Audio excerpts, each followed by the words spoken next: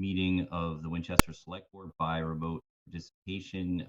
Joining me tonight are Select Board members Jackie Welch, Amy Shapiro, Mariano Goluboff, Vice Chair Susan Verdicchio, and my name is Michael Betancourt. I serve as Chair.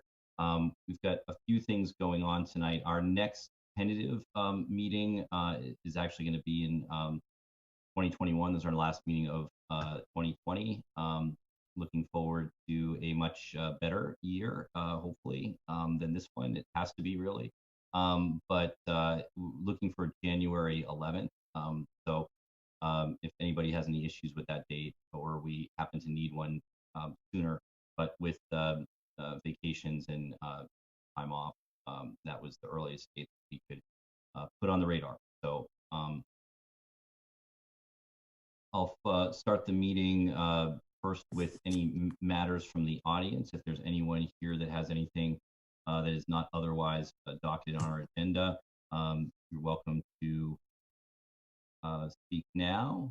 And I'm not seeing anyone yet. And I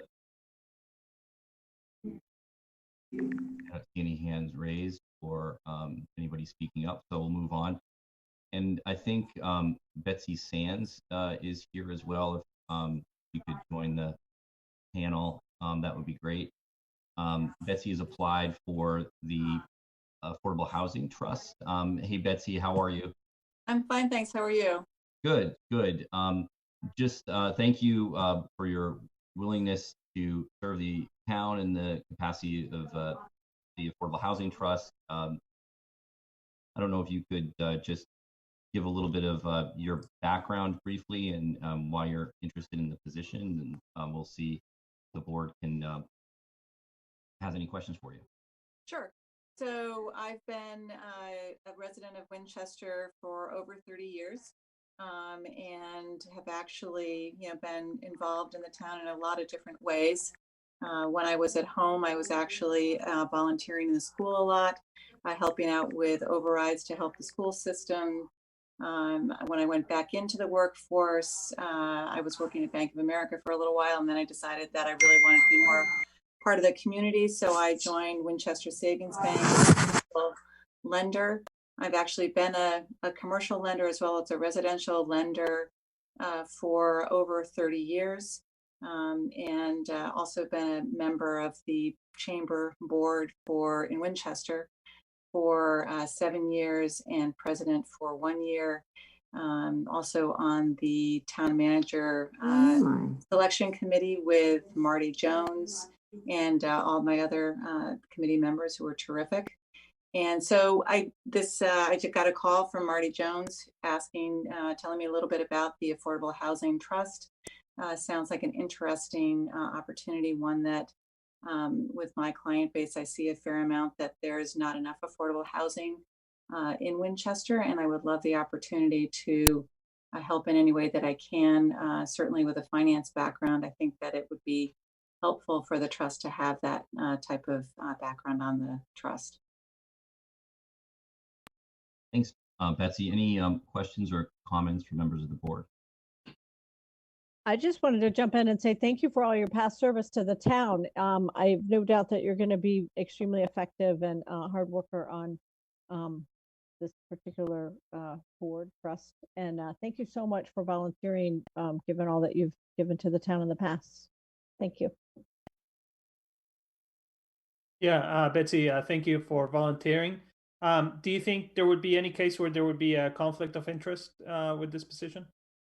I don't think so. I actually touched base with Peter Segerstrom to let him know that I was looking at volunteering for this opportunity.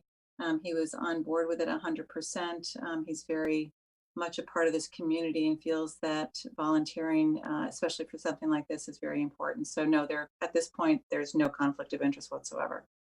Okay, thank you.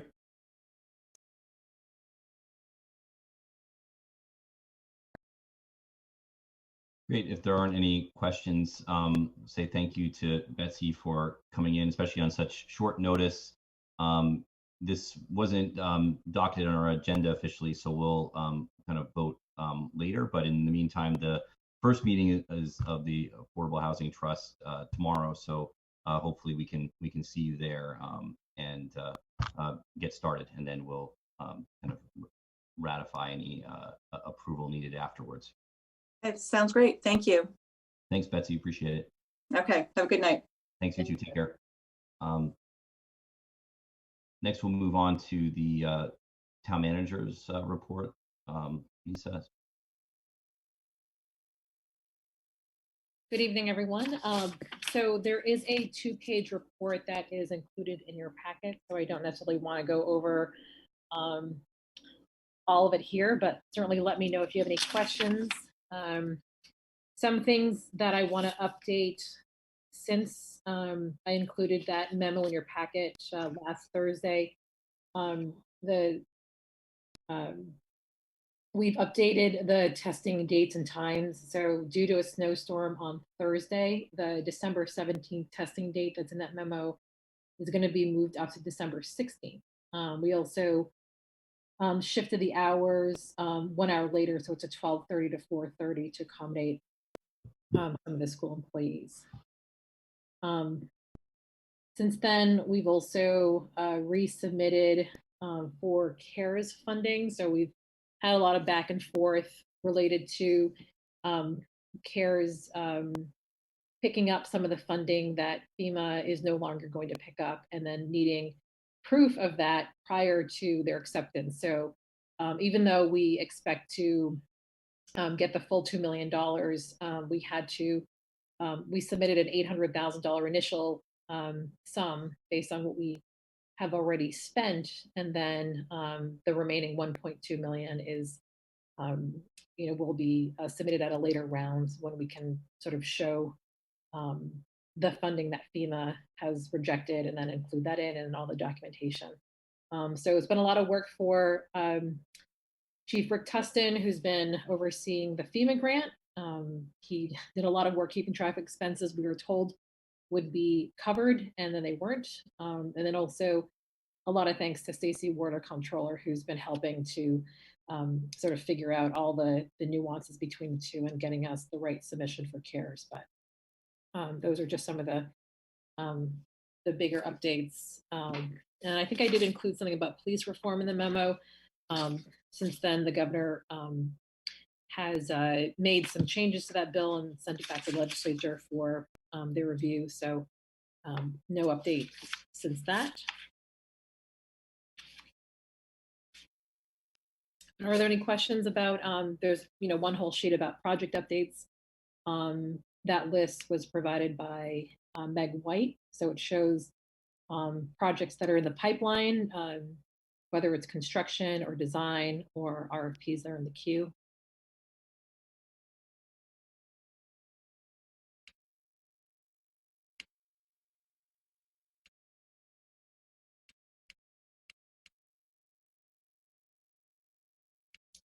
And then I guess in broader news today, 2 things happened today. One is that the first COVID vaccines were administered, and the second is that the Electoral College is voting. So there's certainly a lot going on today. Under COVID, so effective on December 13th, the governor announced a statewide rollback from phase 3, step 2 to step 1. Boston recently announced that starting Wednesday, they're going to step back from that to a phase 2, which means instead of 50 to 40% occupancies for certain businesses, museums, theaters, so on, they're actually going to close for a minimum of 3 weeks. I think the restaurant is going to stay the same. I've had some brief conversations with the health director regarding this. There is a Board of Health meeting on Wednesday that I will attend. We're going to be reviewing the data and discussing whether there should be any changes that we should make internally here. But based on the data, our status is currently in the yellow, but half the states are in that red or high risk category of transmission. We don't feel that there's any changes that we need to make for current openings of town buildings. So no need to roll back any staff in town buildings or cut any appointments out of the library and so on. So we're kind of in a holding pattern, watching the data. I did have an all staff meeting today with my employees, and I discussed checking back in with them on reopening statuses in mid-January based on the data following the holiday season and the next winter month. So we'll probably do a major survey then, like we've done with each phase. And then I'll certainly let you know if there's any changes or recommendations that the Board of Health makes on Wednesday.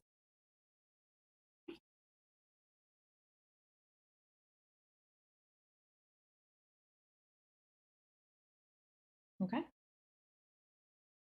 Great, thanks, Lisa.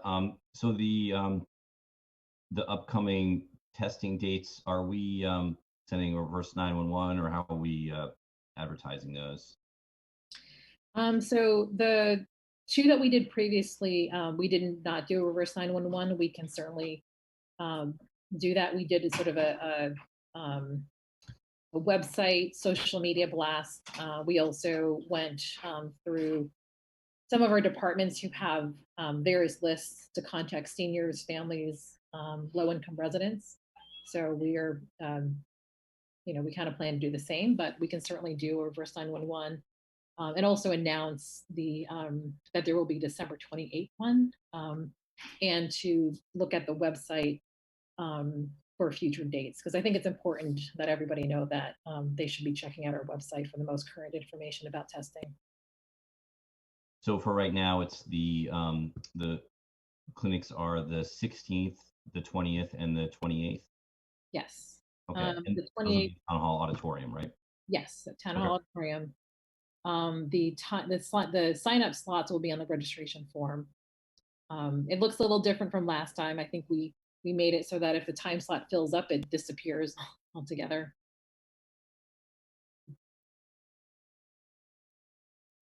Sounds good. Any questions or comments for Lisa?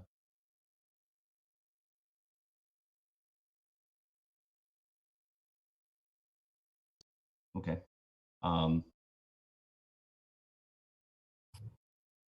Let's couple minutes early on the hearing, so maybe we'll jump down to the consent agenda regarding the meeting minutes for November 5th, 9th, and 12th. Did anybody have any corrections to those, or any additions, any changes at all? Hey, Mike, I did look those over and had a few little typo type things. Okay. Anyone else? Do you have a chance to review those, and is there any comments or changes? I just wanted to thank Patty for all of her hard work with them. Thank you. No comments. Okay. So I move that we adopt the consent agenda, including the minutes. Second. Yeah, whatever. Sorry, were you going to say other than That's okay. scriveners? Yeah, whatever. Fine. Yeah. And so those are the minutes for November 5th, 9th, and 12th, 2020. And the second from Jackie. And that's the only thing on the consent agenda, right? There's nothing else we're approving? That's all I see there. Okay. The minutes, yeah. So I'll take a roll call vote. All in favor, Jackie? Yes. Mariano? Yes. Amy? Yes. Susan? Yes. And yes for me. The motion carries unanimously 5-0. So we'll open the 7:45 hearing for the Eversource grant of location. And I think I see Beth is here. Thanks for coming in, Beth. Could you just give us a little bit of background on the request? Sure, thank you. Eversource has requested a grant of location to install approximately 7 feet of conduit within the public right-of-way on Town Way. The improvements are required to install underground electric service to the home at 19 Town Way.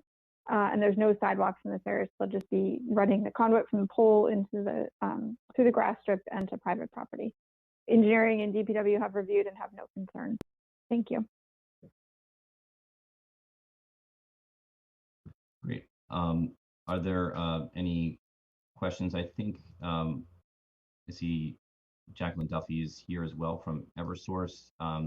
Jacqueline, I don't know if there any comments that you wanted to make. Beth said everything. Okay, great. Any questions from members of the board? Yeah, just quickly, so this won't require any repair of town-owned sidewalk? Is that what you said? No, yeah, so like I said, the utility pole is on the back of curb. And so it's just running from the utility pole through the green area, from the curb to the property line and into their property. Okay. So it's just grass. There's no. Just grass. Okay. Yep. So it's not. I mean, I guess it wouldn't be subject to our digging. No digging in the winter. So they still need a street opening permit, and that's up to DPW when they apply, depending what the weather is. Obviously, if there's a foot of snow on the ground, they're not going to be out there doing that work. But it is something that can be done potentially during the winter, given that there's no sidewalk repairs required. And it's not opening the street proper, it's in the right of way, right? Correct. Yep. Okay. Yep. Great. Any other comments or questions? Okay, we'll close the public hearing. I don't see any other hands raised in the audience. So if there aren't any other questions, we'll take a motion to approve the grant of location. I move that we approve a grant of location for Eversource to install approximately 7 feet of conduit within the public right-of-way necessary to relocate the overhead service lines and serve the building at 19 Town Way. Second. All in favor, I'll take a roll call vote. Jackie? Yes. Mariano? Yes. Amy? Yes. Susan? Yes. And yes, for me, motion carries unanimously 5-0. Thank you, Beth and Jacqueline. Thank you. Merry Christmas. Thank you. Thank you too. Thank you. Be safe. And a thank you from Ms. Wilkins from 19 Town Way. Thank you. So next we'll move on straight to the first item on the business agenda. I think is Susan McPhee here, or is it Laura? I'm not sure who's doing the. I am here, Laura Tren. Hey, Laura, how are you? Good. How are you? Good. Susan should be joining momentarily. Oh, okay. If she's not here yet, I don't know. I don't see her You yet. don't see her, then she Okay. must be coming momentarily. But I can start. Okay. So how does it work with the webinar, though? Can you see the slides that we sent to you, or? I think that I can, I actually have everything set up to share. Oh, you do? Oh, Yes. thanks, Patty. So can you do that? Yes, I can. Awesome. Patty.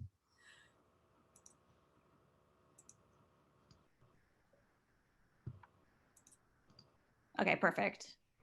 So, well, Susan was going to start off, but I'll go ahead and start. Thank you. So yeah, this is basically the fiscal year 20 year in review as far as energy goes, all municipal, obviously. Well, except for actually the wind power at the end, but I'll start talking to the green communities piece here.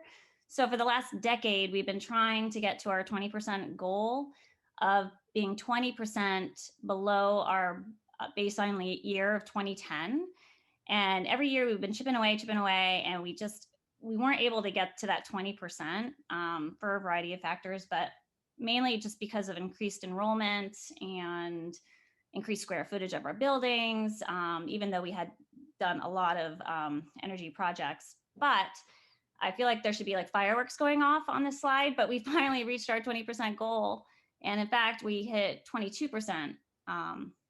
So even above and beyond, but there's a big asterisk because our buildings were shut down due to COVID from March, until the end of the fiscal year, which is June 30th. So the question is, after fiscal year 21, will we go back, to where we were, which was fiscal year 19 was like 17%. So hopefully will stay, above that 20%, and that opens up more grant opportunities for us if we can stay above that 20% reduction. But also another big contributing factor was the fact that Lincoln and Ambrose were both switched from oil to gas. I don't think I have that on the slide, but that was another big factor.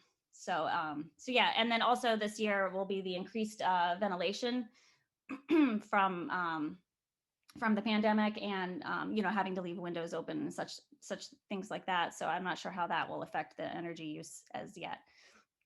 I spoke with Leanne today, and she said as of yet we haven't noticed a big increase in energy usage from that. So so that's good news anyway. Patty, do you mind going on to the next slide? So this takes a little bit of explanation. This is this chart's called Buildings to Target, basically, on our Mass Energy Insight database, but it's basically the usage divided by the square footage of the building. So you're looking at the energy intensity, or like how efficient a building is. So as an example, Winchester High School is very efficient because it's to the left of that red line. What is it? It's about 39 EUI, which is like the energy use intensity, as opposed to Morocco, which is like 102. So the buildings that provide the most opportunities for improvement that we could do projects on are both Lynch and Morocco, which are also the two buildings that are hopefully going to be slated to be redone at some point. Do you guys have any questions on that? I don't know if I explained that well enough. It's confusing, but basically usage, like pure usage, is on the y-axis. That's why Winchester High School is so high. But because it's to the left, it means it's more energy efficient, if that makes sense. So what else do I want to say about that slide? Yeah, so I just want to reiterate that the high school is doing really well, even better than we had hoped. All right, Patty, do you mind going on to the third slide here? Yeah. So the 2020 projects that we have done.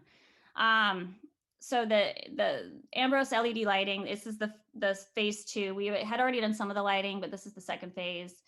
And this is about to be done, or yeah, it should be done by the end of the calendar year, so that we can apply. We have to finish the 2020 grants before we can apply for the 2021 grants for green communities.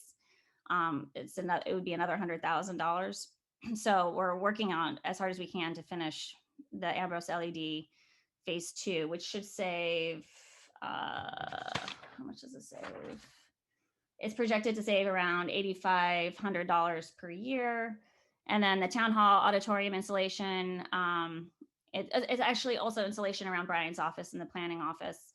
That's slated to save just over $2,000 per year. And then the destratification fans in the auditorium are just literally like big fans that help circulate the air to push the heat back down.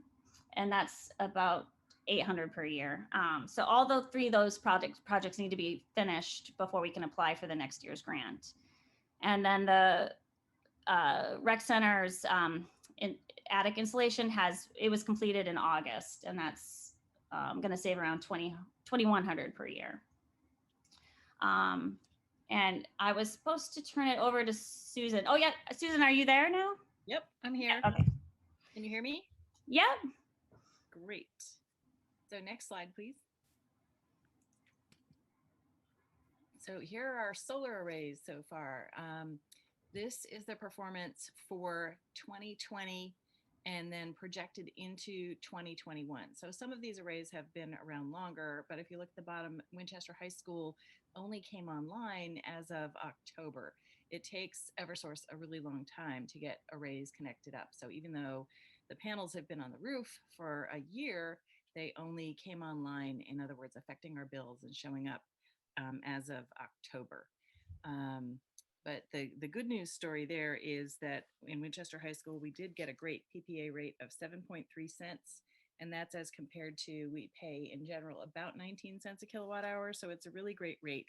Our projected savings, when we actually passed these things, we hadn't gotten our smart tranche confirmed. So with the tranche confirmed, we can then project our savings more accurately. Our 20-year projected savings at the high school are just shy of $300,000. So you can see the first 2 months we underperformed just a little bit there compared to that red line of the projection. But if you look at Vincent Owen and DPW, same thing happened. Our cold months seem to be a bit tougher in terms of hitting the projection, where the warmer months we seem to overproduce. So I'm optimistic that Winchester High School will overperform in the warmer months.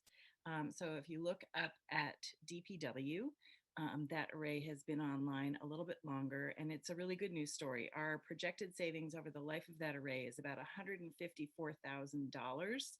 But once we take into account how we're overperforming, which is by about 11 points, we should actually move up to about $171,000 savings over the life of that array. So last year, we were planned to save about $8,700, and we actually saved $9,700. So it's a nice plus.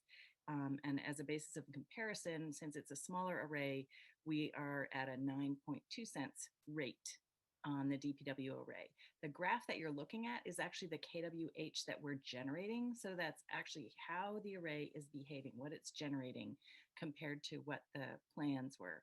And last but not least, Vincent Owen, we have a PPA rate there of 8.8 cents. Again, that's versus our 19.1 cents all in that we normally pay. And as you can say, we're pretty much on target there, but we did overperform a little slightly in the warmer months and underperform slightly in the cooler months, but coming in pretty close to plan. Vincent Owen so far is about 1% over plan. So we are achieving plan there. And our 20-year plan savings is $129,000 there. So altogether, the three arrays look to save us $600,000 over the course of their 20-year lifespans. And hopefully we can do a little bit more. There's room to do the high school gym roof is a nice flat space that we have not taken advantage of. So that's another potential area that we could look to put solar panels. And then of course, when we look forward to new school building projects like the Lynch and the Morocco. So that's where we are so far with solar. Hi, can everybody hear me? Yes, we can. Yeah, thanks. Excellent. Okay, great. Thank you. It's nice to be here tonight, and I'm here to talk about wind power, which is our community's aggregated electricity program. And I just say that other towns are jealous that we have such a great name. So Winchester lends itself to winning names.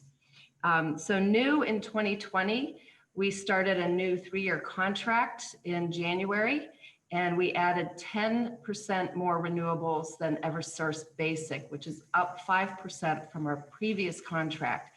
So with the standard state mandated rate, the wind power standard includes a total of 26% renewable energy. We also have the Wind Power 100, which is our 100% renewable option. And our goal in 2020 was to increase the number of enrollments of 100% up 100 more. And the Sustainable Winchester Group has joined Spark and Good Energy in setting this goal. So far, we've added 50 new households, including 3 houses of worship, and some of you folks around the table there. So thank you. Each Wind Power 100 account adds 3 times more renewable energy than a standard account. So that gives us a lot of opportunity with each new 100% account. Periodically, Good Energy does a sweep of new Eversource accounts in town. So when we've had people coming and going or moving within town, in order to enroll them in wind power. And that will be happening. Letters just went out last week to over 1,300 new accounts. So it's been a little while since they've done a sweep. They sort of did that on purpose because the Eversource summer rate was quite low and we didn't want to upset the apple cart. So you may hear people around town talking about having gotten a letter. This is the opt-out letter or opt-up letter that we originally got when the program started. So if people are coming to you with questions or having questions, please feel free to send them to me and also the Wind Power website. The rates we have for the enrollment, we have most of our town, 5,644 households are in the standard, 26%. 195 are in the 100% and 156 are in basic. And we'll see those numbers hopefully change for the better when we get these new accounts enrolled. All residents have the option of choosing whichever level they would like. They're also welcome to opt out and stay with Eversource at any time. But we do encourage people to participate because the rates are stable for 3 years, unlike the Eversource rates, which change every 6 months. And we've just heard that the winter rates for Eversource are going back up so that they'll be at 11.88 cents per kilowatt hour as compared to Wind Power Standard, which is now at 11.17 cents per kilowatt hour. Wind Power 100 is a little more expensive. It's 13.87 cents per kilowatt hour. And there is a calculator on the website that helps residents be able to kind of figure out about how much on average they would pay at each of those rates. So we're looking forward to continued increasing of renewable energy in the grid through our wind power participation. Thank you. Back to Susan. Thanks, Fritzy. So this slide is here because some of our biggest opportunities, going back to Laura's slide that showed energy intensity, our two most energy intensive buildings are Morocco and Lynch because they're old and they just take a lot of energy to heat up. The MSBA, the State Building Authority, Mass School Building Authority, has changed how it's approaching reimbursement. So it's something for us as a town. I'm sure EFPBC is already very on top of this, but it's something for the town to be aware of. When we were doing the high school project, it was really different than it is now. Right now, most schools in the state, the elementary schools that are starting to be built are going for zero net energy. In other words, they want the energy equation to look like we spend this much energy, but we generate that much energy. So we come out at a zero net. The utilities are now reimbursing zero net energy projects very, very generously. So that zero net energy number, if you hit 25 or a zero net energy, they will give you $3.50 a square foot for that building project. So as an example, for Winchester High School, where we worked really hard to make it energy efficient, we did get a check at the end for $246,000, but it would have been a much bigger check if that had been the scheme that was in place when we were building the high school. So as an example, I have no idea how big Lynch is planned to be, but if Lynch was hypothetically 120,000 square feet and we did go for a zero net energy equation, then we would be getting $420,000 back at the end of the project. So I just think it's something for all of town leadership to be aware of. Additionally, the MSBA now reimburses for Solar Ready. We had to finish the high school project, done and dusted, and then go back and do the solar afterwards. So I think this is really positive. You can build into the project the conduit runs, the electric infrastructure that you need to make a building solar ready, and that can be part of your reimbursed expenses. So that then when you put that PPA together afterwards, the power purchase agreement, then you can charge the PPA people, well, we're already giving you, the infrastructure, that was 20% of your costs, so let's get a better rate. And there are several examples of schools that are getting awesome, really low rates on their PPAs using this kind of scenario. So I just wanted to put this out there as a potential thought process for leadership in town. And of course, there are all these life cycle costing savings as you're building a project like that. If it's zero net energy, the amount that we could save potentially, for a Morocco and a Lynch, spending very little on energy would be fantastic. So that's all our slides. Patty, if you want to go to the next slide, we'll have some contact details out there. And if there are any questions, we'd love to hear them. Thank you, Susan, Laura, Fritzy. I know that you work with Leanne a lot as well. Are there any questions from members of the board? Comments? No, just thank you to all of you and everybody who put so much work into improving the energy efficiency of our town. I just wanted to echo that, and the slides are excellent. They tell quite a story and all of your hard work, and they really illustrate, a lot of the goals and achieving them. So thank you so much. Again, I certainly echo Mr. Golubov's comments. Thank you. Yeah, and this is Amy. I just wanted to thank you as well, and ask the question about just with as we think about Lynch and then ultimately Morocco. What type of, Susan, do you work closely with the EFPBC on this type of project to make sure that they're, I'm sure that the answer is yes, but I just wasn't clear on if there's any protocol or if you're involved in their planning process as they start thinking about the project. Good question. So when we did the high school, there was a sustainability subcommittee that was not repeated during the McCall project phases.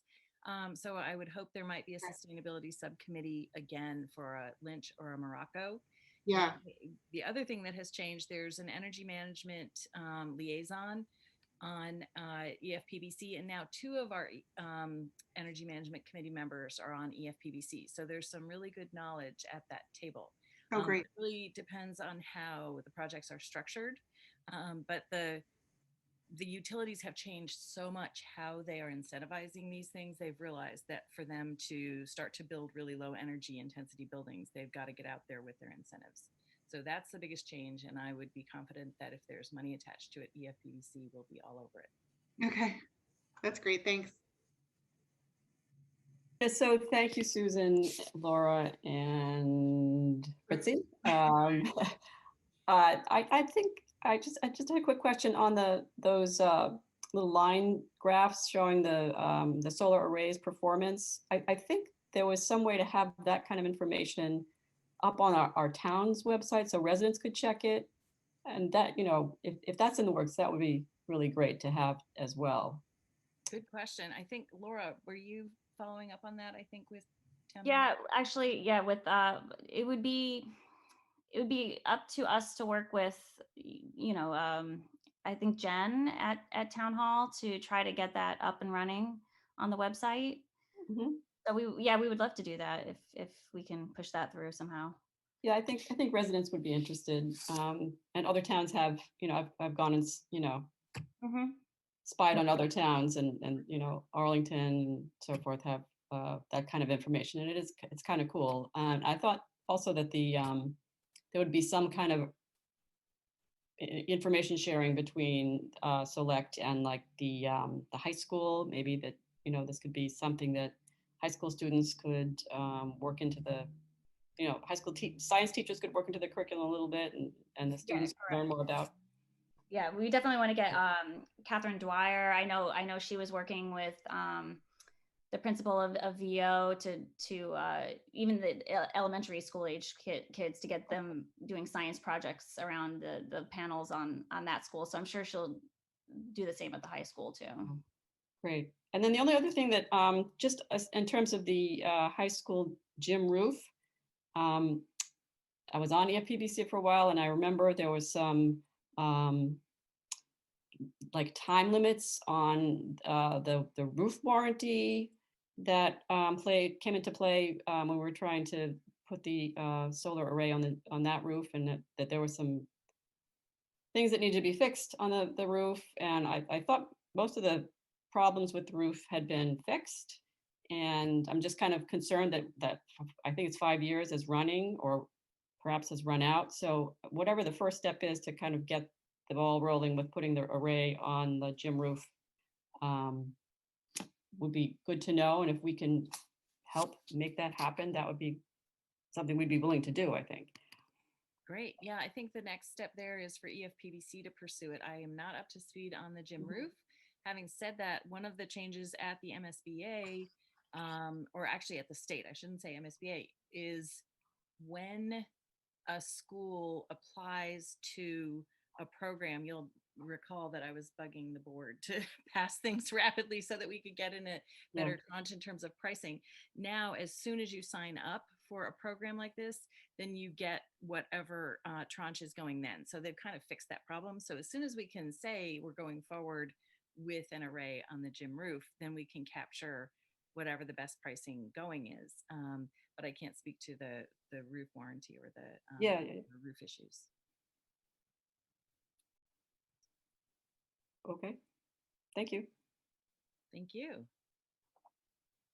Thanks, everyone. We really appreciate the update, especially kind of looking back on the year and really the improvements that have been made all over town and starting to see some of the benefits, not just the savings, but you know, as Susan was alluding to as well, some of the kind of education pieces that are consistent with the town's values as a green community, but also as we're engaging in the second phase of the climate action plan and trying to stay in high gear and you know, committed to what's important for the town. So thank you. We really appreciate, I know everybody's zoomed out, but we appreciate you coming in and presenting to us. Thank you. Thank you. We'll see you For soon. your time. All right. Thank you. Bye-bye.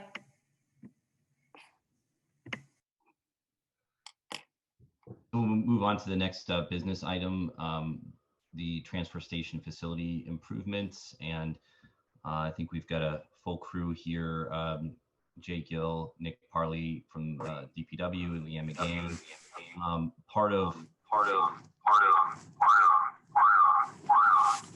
So somebody needs to mute. Sorry. Okay. Part of what we've been looking at over the past several years, really, but in this past year is taking care of some of the necessary facility improvements for the transfer station that have been really neglected for a long period of time. And now we're getting to the point where we risk failure of some of our systems and some of the efficiencies and especially safety at the transfer station. So we had a approval through capital to Weston and Sampson had reviewed and presented to us, I think maybe back in September or maybe over the summer, an evaluation of the transfer station. And so we're at the point of kind of going out to design and kind of putting some dollars out there to see where we need to invest. So I know Nick and Jay, there's a PowerPoint that you have as well. There you go. And feel free to give a little bit of background as well, please. Just, do you want me to start sharing it? Yes. Yes. Okay. Hi, Mr. Chairman. I'm here with Nick Polly and Leanne McGann, and I know Mark Twogood's on. So as you know, this past September, Weston Sampson came to you, presented multiple options in the future of the transfer station. It came to about roughly about $6.5 million. Under that, staff, after we left that meeting, knew that, you know, with the constraints of the town and capital committee, that we had to look at it. So we got that down to about $3.2 million. There's probably about 4 options I would like to look at with you tonight. But before that, I would kind of like to go over what we really like to get done. So the big thing is that we realized down here at the DPW that, you know, we really couldn't do the 6.5 million.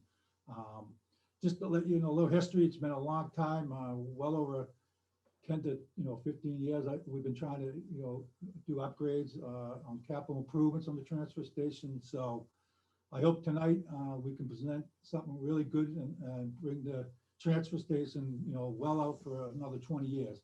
So I'm going to have Nick kind of go through his PowerPoint presentation, and then we can go over the options. Thank you. Go ahead. Yep. So just briefly, the first small portion of the presentation kind of documents how we handle our trash. The second part of the presentation is more some pictures of some facility deficits that we saw. Good for the next slide.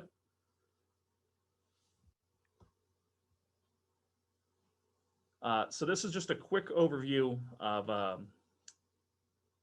a possible configuration that Weston and Sampson put in to their September presentation. It just shows a possible layout, but it shows where the tipping building and conveyor belt is now, and the incinerator building. You want the next slide? So this is the conveyor belt. This is where your trash's journey begins. And this is a former gravel conveyor belt that was purchased and repurposed for trash. All right, good for the next slide, the next two videos.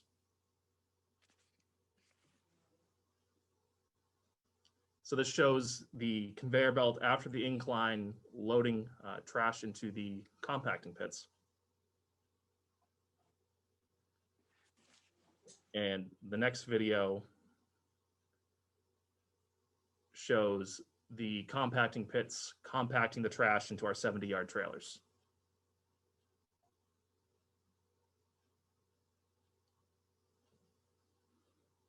It's like a campfire. I could watch it all day.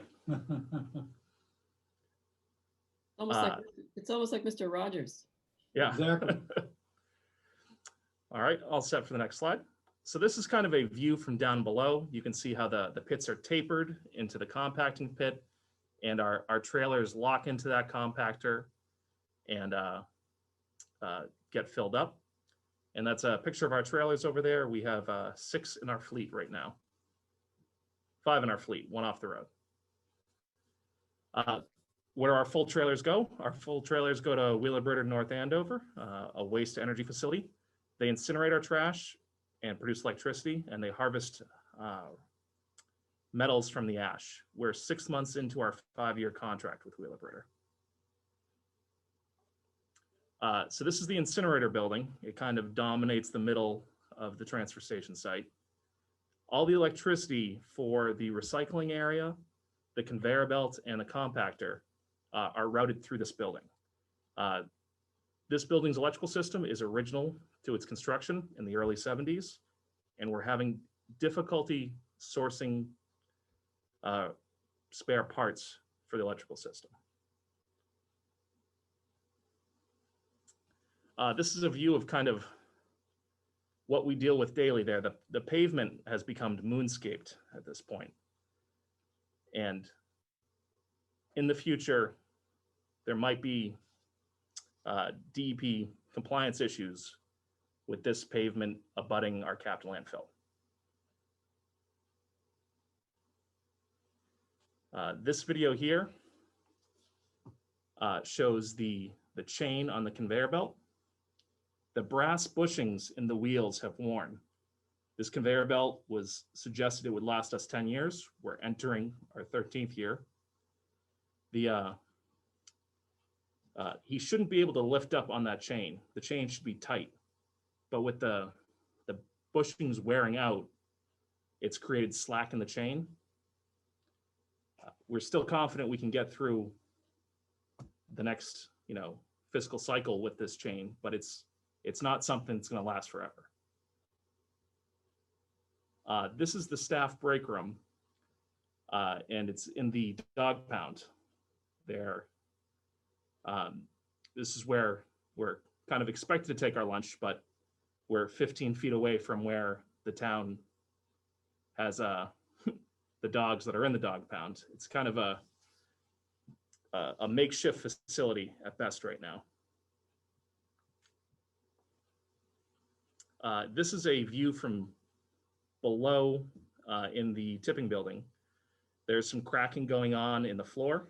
That's where the trucks pull in to dump into the pit.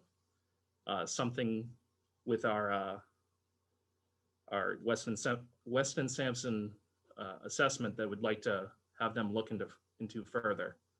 And if you could play the video here on the right. This is one of the compactors.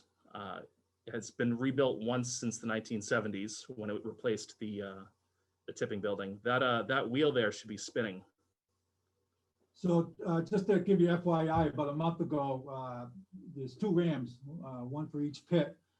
Both of them broke on the same day, which could have, thank God we had the garage that came down and did some welding. We had to spend about roughly around $20,000 to make the repairs, but we did a lot of the welding ourselves. Like Nick said, it's only since 1970, it's only been twice that we've done repairs, but as you can see, the wheels are not spinning, it's rusting out, and that's what keeps me awake at night is these rams, because if we don't have them working, we kind of have, we're in trouble trying to get rid of our solid waste into the trailers. We'd have to get open top containers like we did when we did the conveyor belt 13 years ago. So this is very important to get repaired and get new compactors. That was our brief how we handle our waste and the facility deficiencies. Happy to take any questions, or if we wanted to run through the memo. So I like to say a couple of things. We came down to like 4 options. How Nick and I and staff looked at this is we have the tipping building, which is the main component of getting, we have to spend a lot of money to get that renewed. There's a lot of moving parts, the electrical, the rams, the compactors, the conveyor belt.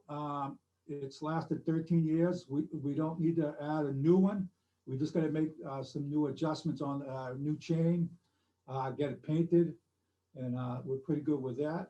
Then we move on to the infrastructure, the road infrastructure. It hasn't been paved in the 40 years I've been here. All we've done is filled the potholes, and it's time. The trouble with that road is that so cracked so bad, it's going to start leaking into our compost site, which is capped. So it's very important that we get that whole infrastructure of the road paved. The other part is, you heard it, where our staff has their break. It's in the dog pound. I think it's truly embarrassing that we have it like that. I have to give Pete Lawson and his crew kudos. They really made it so at least the staff had a bathroom down there and a place to at least have their coffee. Most of our staff come in early. They like to sit and have coffee, watch maybe the news before they start their day. But you're in there with dogs, and I think it's time that they get their own little trailer, which is, if you look on the compost site, there's a trailer. That's kind of Nick's office. We'd like to add another one just for the staff down there so they can have a locker room. There's no place for locker rooms. It used to be in the incinerator building, and as you know, we kind of, that shut down. We really don't allow anyone in there. The equipment, we are looking for a trundle, a front end loader, and a new dump trailer, which is those red trailers you saw, the 75-yard trailers. It's, that's this, we just added that. We know that we could probably go to capital for those, but we wanted to make sure that was on the overall list of the operation of the transfer station. So as like Nick said, we're willing to answer any questions. Thank you.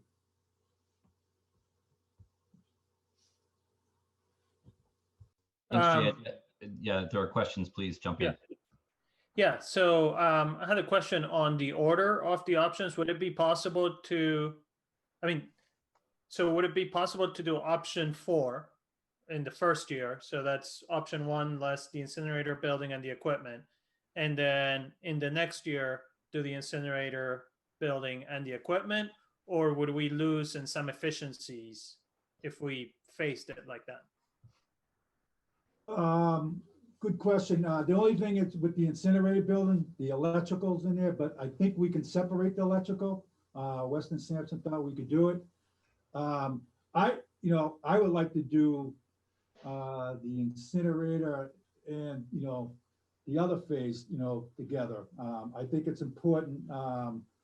I was looking to option 3. I think it's important that, when we first started the incinerator building, the last time I had an estimate, it was around $400,000 to erect it down. Now, as you know, it's up to almost $900,000. I think it's important that we, look at that building, and I think every year we wait, it's going to cost more money to take it down. The roof, there's trees growing in the roofs right now up top on one of the areas. I'm concerned about that. But yeah, we could wait. You really have these options. I know we have to get approval from DEP. And I think, and Mark can talk about the bond. We're trying to see if we can get a 30-year bond. Is that correct, Mark, with the DEP? Yes, Jay. Most of the improvements can be amortized over a 10-year period. The exception, and I've been working with Jay Gonzalez, our bond counsel, is that the incinerator building could possibly, might be a different statute that we can use where we could actually push it out to 30 years. But we haven't got confirmation back from DEP whether they would allow us to do that. So the numbers that we ran for tonight's discussion assumes that we would get the 30-year approval for the incinerator. Most of the other improvements would be done over a 10-year period. And the debt service is approximately $350,000 per year. That obviously, we're assuming a certain interest rate. And that, as I said, that the DEP would approve the 30-year amortization on the building. Otherwise, it could be 10 years, which would obviously increase that number. One of the issues too with the incinerator building, it's not been something that's been prioritized over the years, and in that time, I think as Nick mentioned, there are major electrical issues there that feed the whole transfer station, but also the building is covered in asbestos. We wouldn't really be able to do anything with the building at this point. But it's complicated and expensive to knock it down and to take care of it. There are, from a health perspective, it's also home to a lot of creatures, including a lot of rats, which, combined with the transfer station isn't the best idea for us to continue. And it's more out of neglect that the building has survived there. It hasn't been useful to the town for many years. So as we kind of look to the future of the transfer station, it probably is going to look like us having more stations than we see now as we kind of unwind single stream to separating again like we used to do, and separating glass and paper and cardboard into different areas. So safety wise and efficiency wise, we need the space. The building there is not only a health and safety issue, but it's keeping us from efficiencies that are going to need to be in place shortly. So that's another component of it. One of the things as well, looking at the option 3 there, Jim Johnson is here, the chair of the Capital Planning Committee. And Jim, I don't know if you could talk a little bit about the possibility of us moving that equipment into the capital queue. Seems like something we should, take up there a little bit. Yes, in the past, Jay has submitted a request, just like every other department head, annually in about July and August, and we evaluate the request based upon all the requests and prioritize them. We have in the past bought new trailers, bought new front end loaders. A Trumbull is a screening machine that probably would be one for recycling the leaves. So yes, that would probably just go through the regular capital cycle through the capital stabilization fund. A question for Mark, or if somebody else knows this, the $350,000 of debt service, is that for option 1, the 3.22 million, or is that for option 3, the 2.795? Yes, Mariano, the 350,000 would be the full project, $3.2 million if you were to remove the equipment, that would lower it to approximately $300,000. Once again, assuming that we can amortize the incinerator building over that 30-year period. But that's the full package, the 350. And how many stickers permits do we have for the transfer station, both residential and commercial right now? 5,000. Approximately 5,000 first stickers. One of the things that we've discussed along with the permit increases is that we are probably looking at phasing out the SMART program over a period of time, which is really subsidized in a way by the regular permit, where we used to have a huge discount with the recycling costs and pay a lot lower fees. That's no longer the case. And so we are required to recycle by the state. So that incentive is really a requirement. So we've kind of lost out on the financial incentive there. So those permits, those transfer station SMART permits will be increasing. So we've got to kind of decide long term what we're going to do with those. So so that the increase that we either add to fees or we as we amortize these projects over a period of time, you know, we're going to have to make a decision what that number looks like. So, and I know Prasetta Kalabi is here as well, and I don't know if Prasetta has been long invested in the transfer station here. And Prasetta, I don't know if you want to talk a little bit about the food waste program as well, and anything else relative to the urgency of these capital improvements.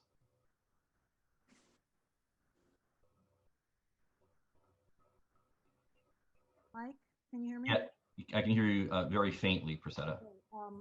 Is that any better? Yeah, that's great. Perfect. So thank you for this opportunity. Hi, everyone.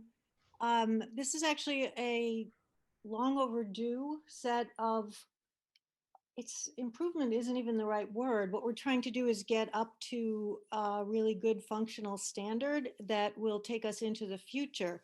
Things are working now with a lot of goodwill and some duct tape.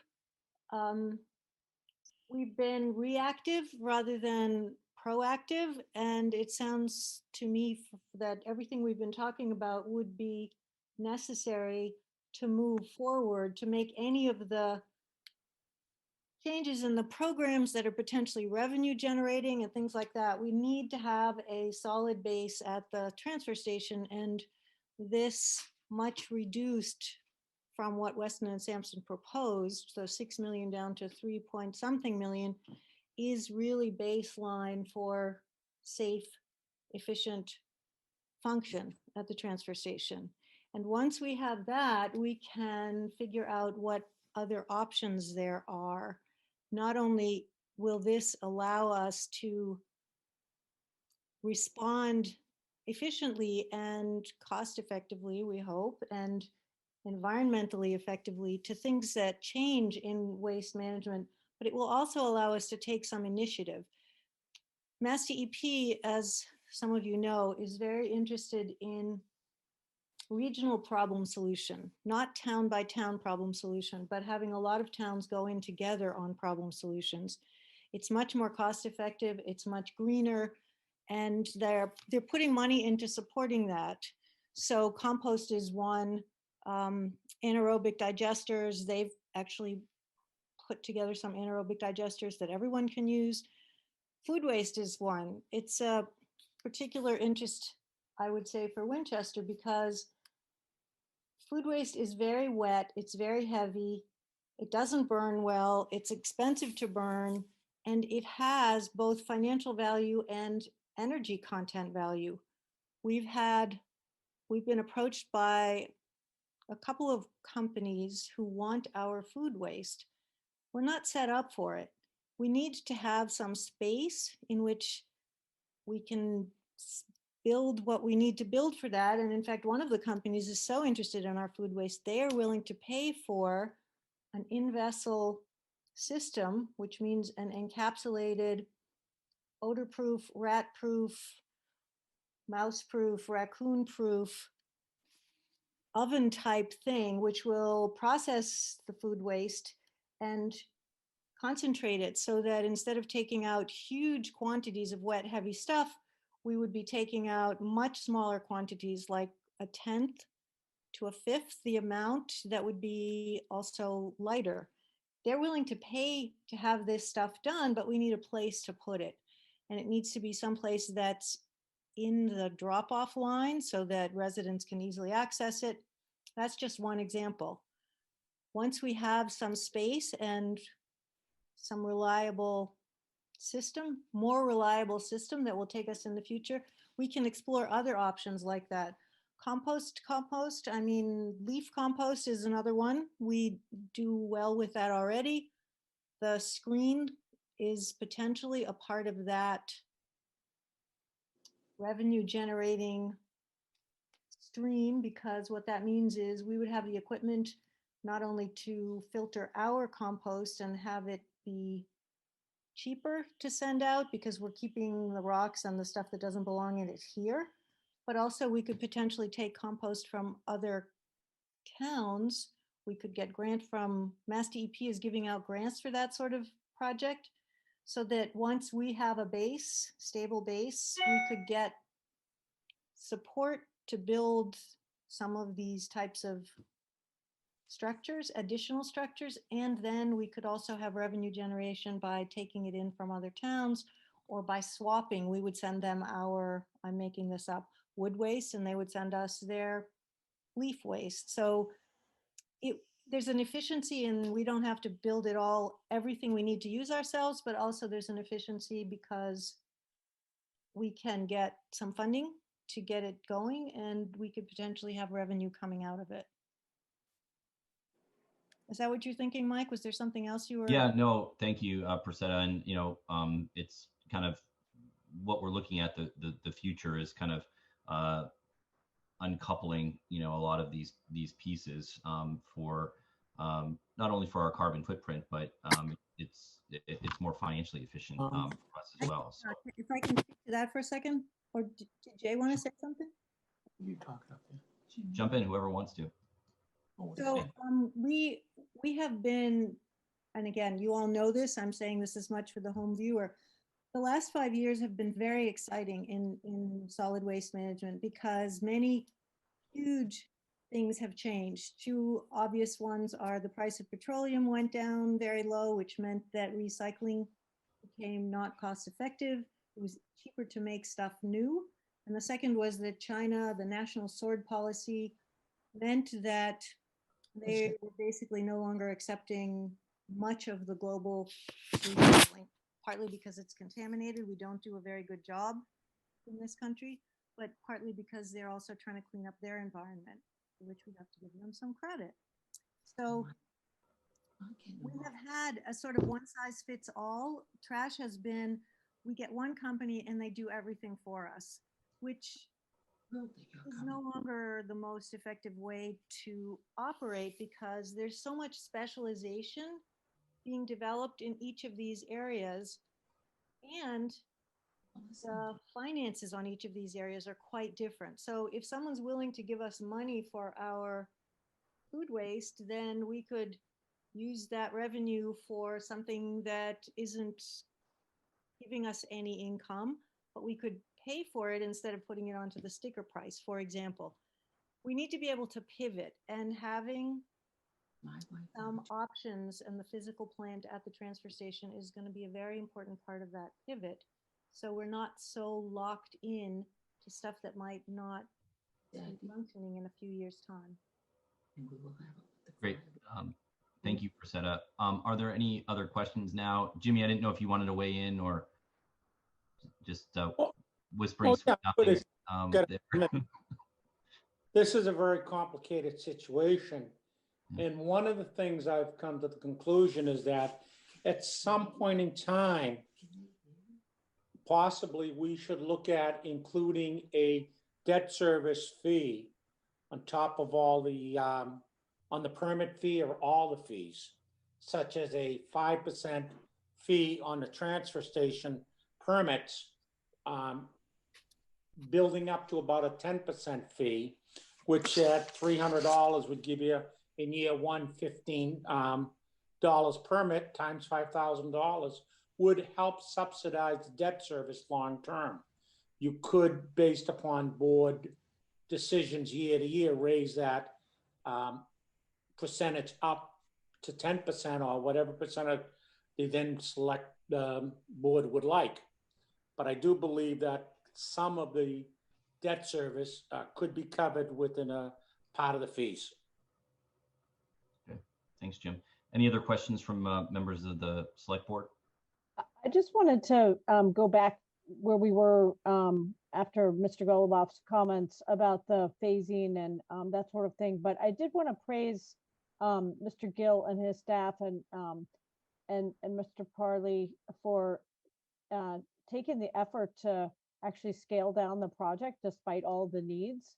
And I think that the transfer station in Winchester, most people would indicate is also, it's a really important community resource, as well as promotes a lot of civic pride with people going there. Obviously, I won't belabor that because it's sort of obvious.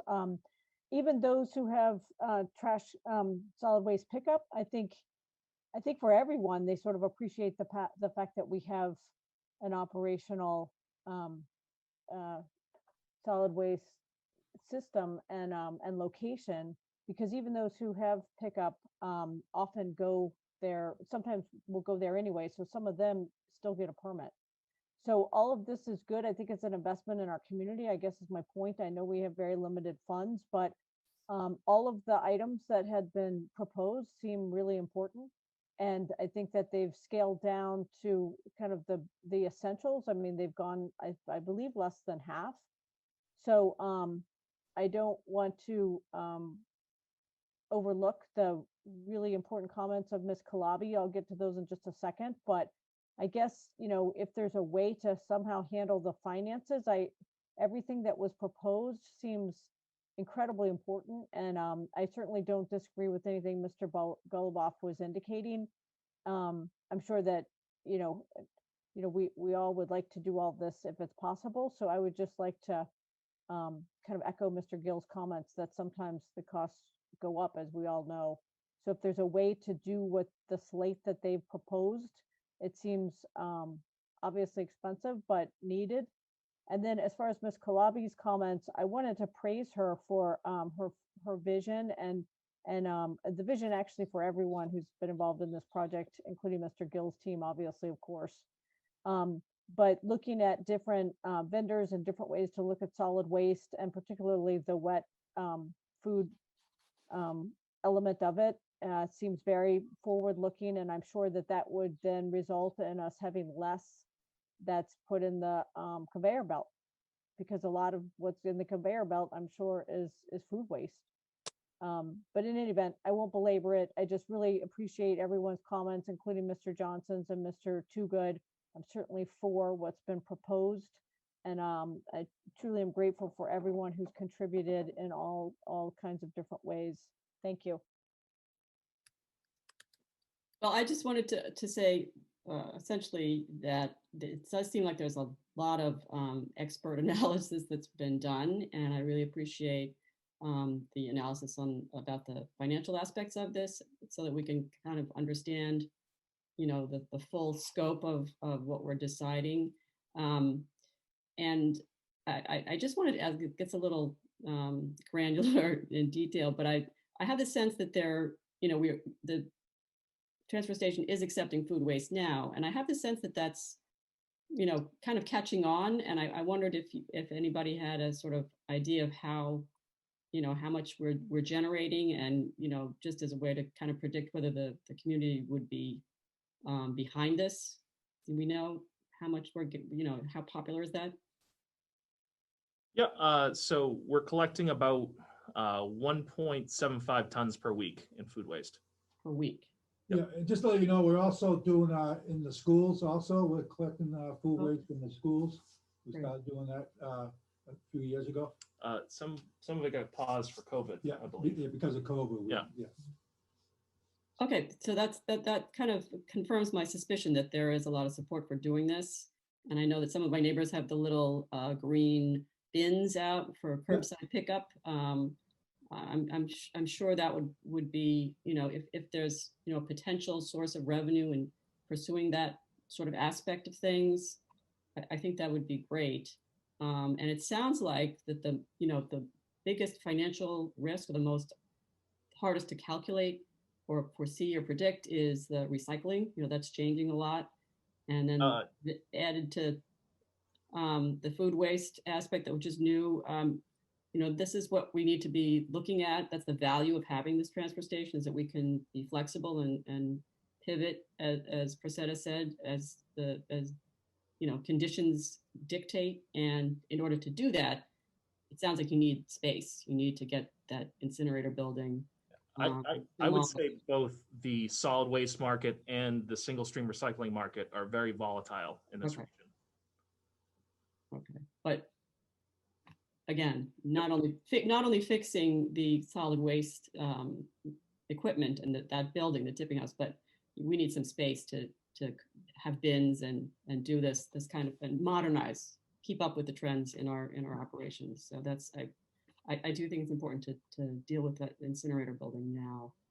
It's certainly not going to get any less expensive if we put it off. So if the 425,000 for the equipment goes through the capital process, then that leaves us about $300,000 a year in debt service, which is around $60 per permit.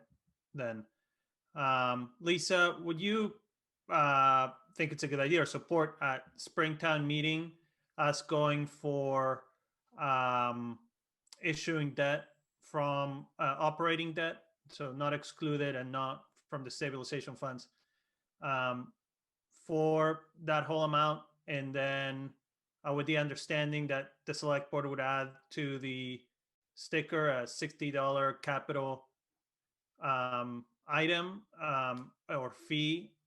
I would like, if it's possible, to present that we will keep it separate, that we will have the fee plus the capital fee, just to make sure that residents know that it's not going to be a permanent increase, and that as the bonds get paid off, that capital fee can be reduced. And then at a future time, the select board can take Jimmy Johnson's recommendation of taking maybe a portion of that, keeping it for a fund for future improvements. But I think given that now it would be $60 per ticket,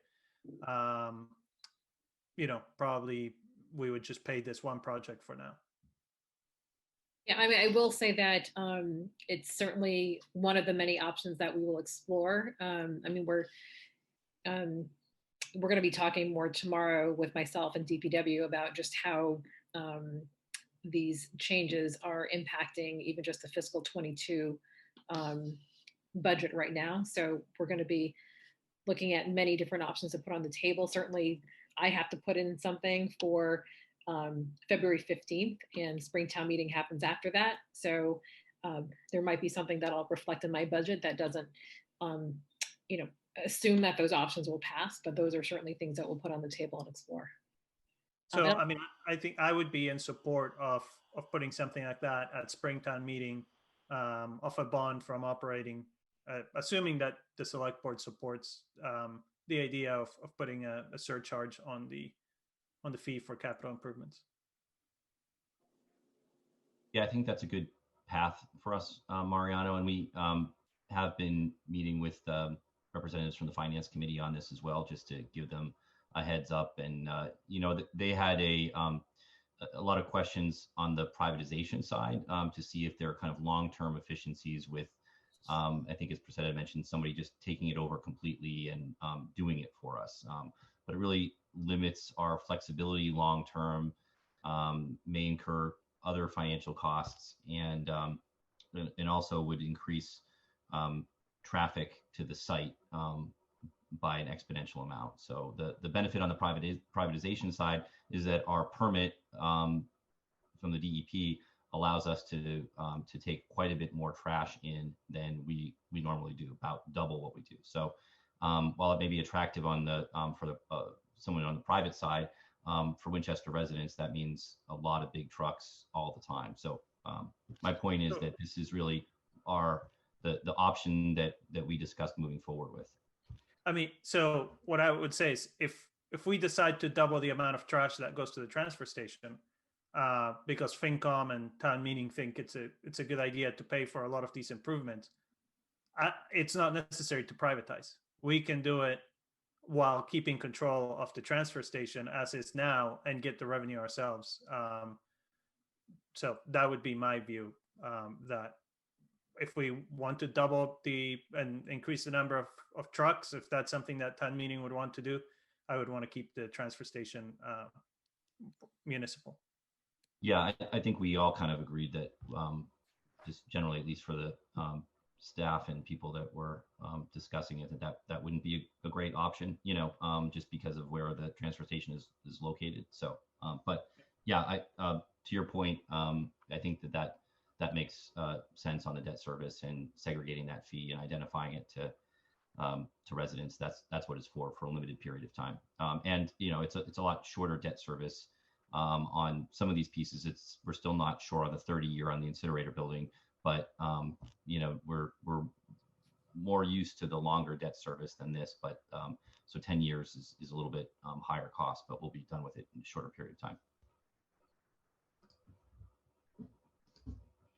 Can I just also add, I feel like, obviously we value education and all the work towards the schools, and we value all the things that are municipal projects, but I can't even remember in the 21 years I've been here of a project even nearly this scale or even a fraction of this scale for the transfer station. So I feel like it's due, and it's just been so well researched and studied, and the commitment and credibility and measuredness of everyone on the team who have been presenting to us is just extremely impressive. So I just thought I'd add that. Thank you.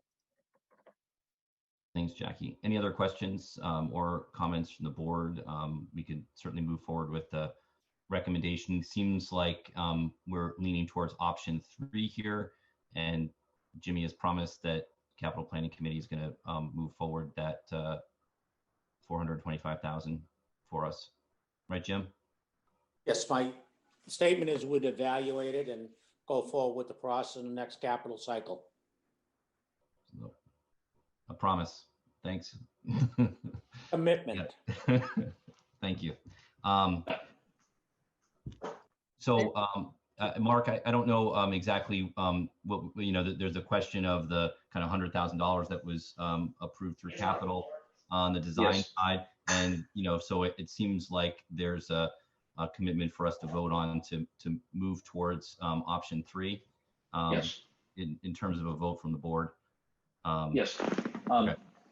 Yes, as you said, Mr. Chairman, town meeting voted $100,000. It was to move into the design phase. We were reluctant to enter into a contract with Weston and Sampson until we had this discussion with the board in terms of the scope of the project. Now that we've kind of got a sense, it sounds like it's option 3. We can now get a proposal from Weston and Sampson in order to move into that design phase, which will give us more refined cost estimates for the project, and we'll be able to put it forward for the spring. So I guess I'll go ahead and make a motion to move forward with the transfer station capital improvements identified as option 3 in the amount of $2,795,600. Second. All in favor? I'll take a roll call vote. Jackie? Yes, and with appreciation for the hard work of the team. Thank you. Mariano? Yes. Amy? Yes. Susan? Yes. And yes for me. Motion carries unanimously, 5-0. Thank you, Jay and Nick and Mark, Jimmy, Persetta, and everybody, Leanne, everyone involved in that process. I know it's been working at this for a long time, and it's a tough project to push forward in the middle of a pandemic, so we appreciate it. Thank you. This is very important to us. Everybody. Great, it's a crown jewel. I think the transfer station, for many years, we're very lucky to have a transfer station in the vicinity that we are, being close to 128, 93, and this doesn't stop for for years to come. We're having rail is going to be the future, I think, and you made a great decision. This is a good Christmas gift for me tonight. Thank you. Thanks, Jay. Thanks, Nick. Okay, we'll move on to the next item on the agenda. We'll move up to the licenses. So this is the time where where we need to approve our annual licenses. And I think that we can do the vast majority of these kind of as we normally would with the consent agenda, kind of in bulk. So I don't know if there are any questions on any of the licenses that are presented. There's one addition tonight as well that of Fuller Cup, I think, right, Susan, that is not otherwise listed there. So we can move forward with motions on these licenses. Right, so I move that we approve the renewal of the licenses for common vittler, food vendor, vehicle for hire, automatic amusement, sidewalk for commercial use, secondhand motor vehicles class 1 and class 2, lodging house, placement of temporary floats and moorings, fortune teller, entertainment, and with one addition, which is a common vittler license for Laura Fuller or Fuller Cup, for, I guess, to commence January 1, 2021 and expire December 31st, 2021. Second? All in favor, I'll take a roll call vote. Jackie? Yes. Mariano? Yes. Amy? Yes. Susan? Yes. And yes, for me, the motion carries unanimously 5-0. And before we jump into the next section, Lisa, how are we going to sign these? Typically we're physically present, but do we need to find a way to either stop by town hall or circulate them amongst us, or? So hopefully we'll be able to DocuSign most of it. If not, then we'll be in contact to see if you can stop by town hall. Okay, thanks.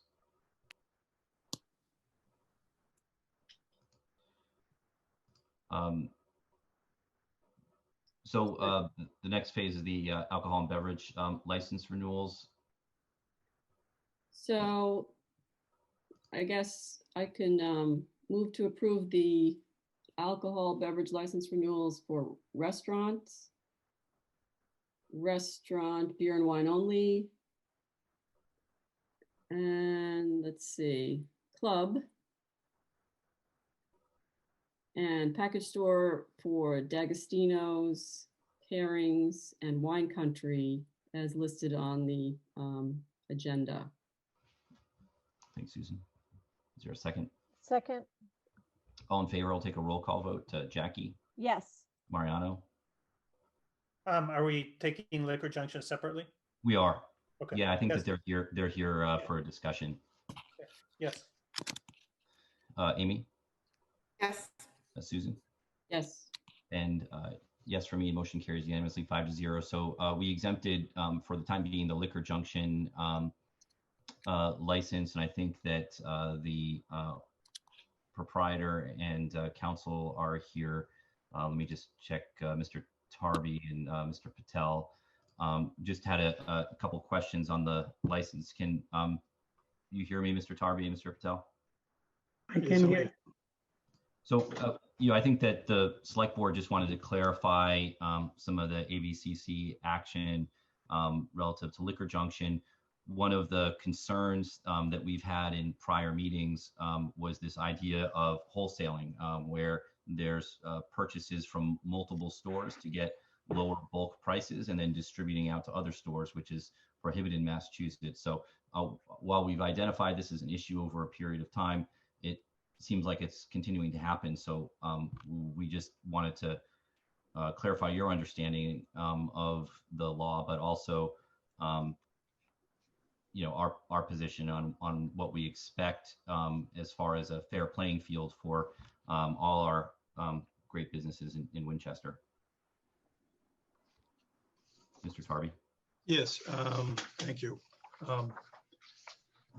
We are aware of your concern on that particular issue. I did speak with Joseph DeChico, who's special investigator for the ABCC, who had been in contact with Mr. Patel in connection with the complaint, which we believe was filed by a competitor within the town, to discuss with him the ABCC advisory dated August 4th, 2017 regarding consolidated buying.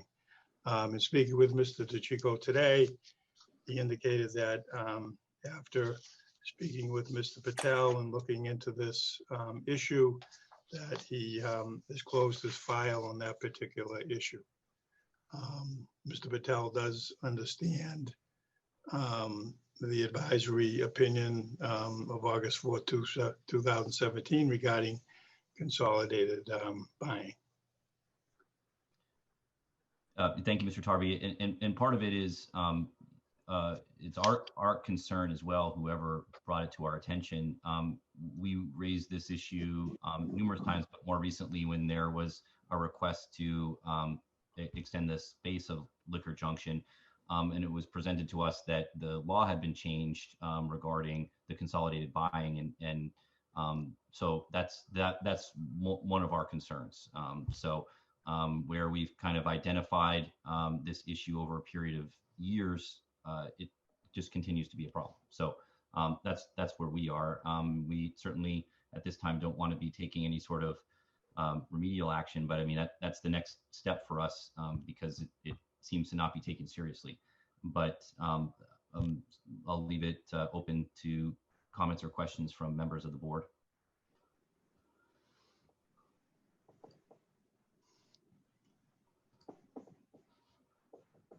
Mr. Golubov. Yeah, no, I mean, I just echo what you say, right? I mean, we are the local licensing authority, and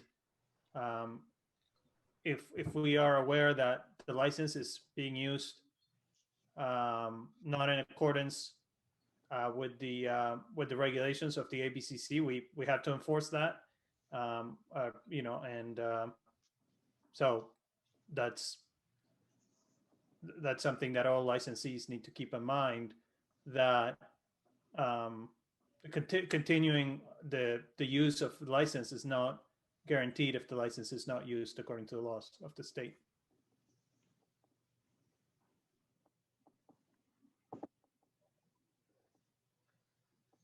I just wanted to add, this is sort of more of a parallel comment to Mr. Golubov. So it's in no way sort of prioritizing one thing over another, but I do recall there was an indication that on sort of a different issue that you guys have not had any issues regarding underage sales.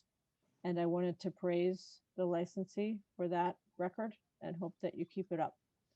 And that's very important, as you know, and that's to be commended. But that's just a comment I wanted to add when I had the opportunity. It's not in any way to change anything that Mr. Golubov said. Thank you.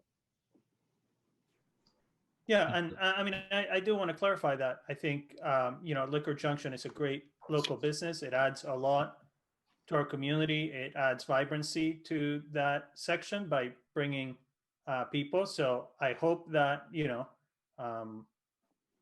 the business continues for a very long time, and that we keep renewing your licenses over and over. I just want to make sure, since there was confusion in the past, that we received this letter from the ABCC just for all licensees, that needs to be followed.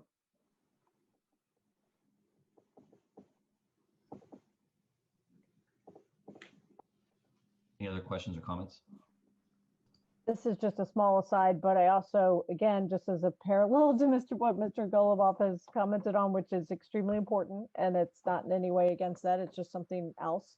But also, it seems like you guys are adding a lot to the community with different kinds of events planned, I'm sure, you know, kind of in the future, with wine tastings and using your kind of footprint and size to offer a lot of variety and that sort of thing. But above all, again, in addition to the important comments Mr. Golubov raised, which I certainly agree with, I did want to praise you again for having no issues on underage sales. Thank you.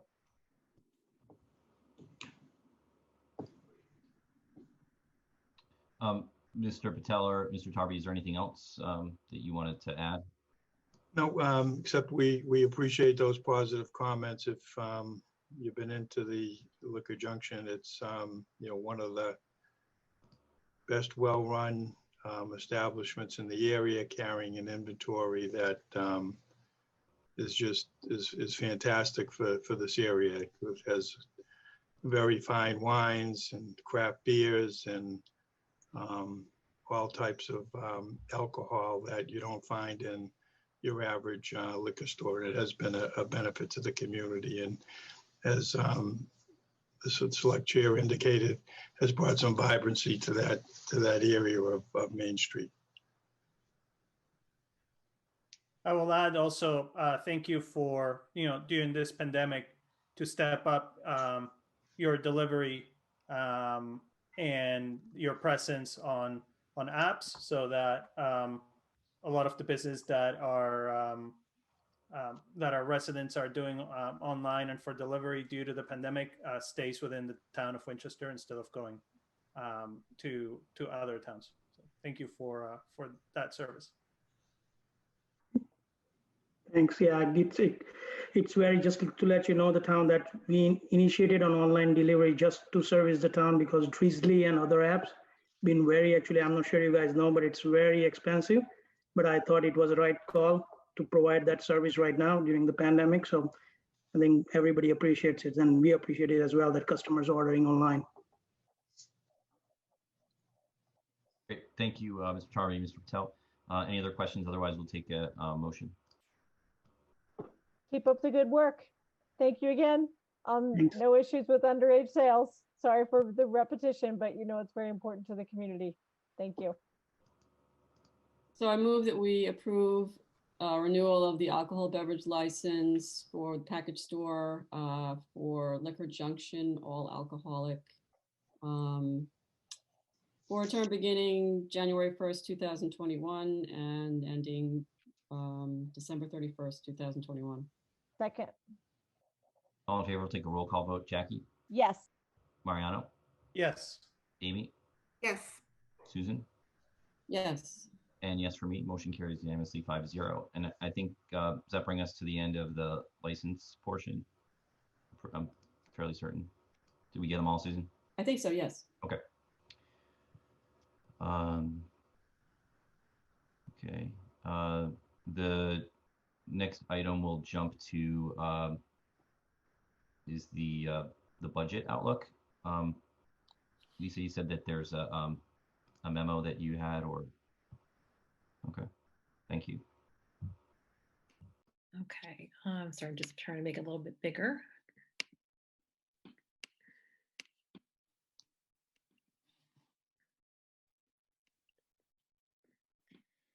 All right, I use 16 font because it's better for me to read too. So the fiscal year 22 budget is currently developed. As you know, the town manager has until February 15th to submit the budget to the finance committee. But we started assembling the budget last week. So town departments have currently submitted budgets to me. That's under review. I'm just starting to meet with departments to dive into greater detail into their budgets. So I'm just letting you know that I haven't really put my fingerprints on the things that I'm going to talk about here, but just want to give you an overview of where we are.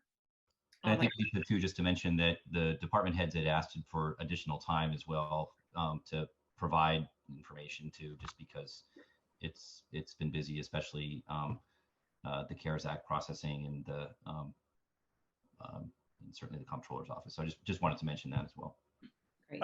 Lisa, just one question is the 3.5 deficit, is that after using all of the 1.7 million or without using that? Without using it. Okay. You're kind of skipping to the bottom, but Sorry. so the budgets as submitted, which is always the case. I don't know if there was ever a time where departments have submitted budgets and they weren't. Some of them didn't have areas to be cut. But as submitted, there's about a $3.5 million deficit. There's certainly a bunch of ads in here. Some that I'm aware of and some that I'm going to dive a little deeper into, but we have the sustainability director, an e-permitting system. There are additional funds for the pandemic response, like there's a 22% increase from the Board of Health alone to address things like that.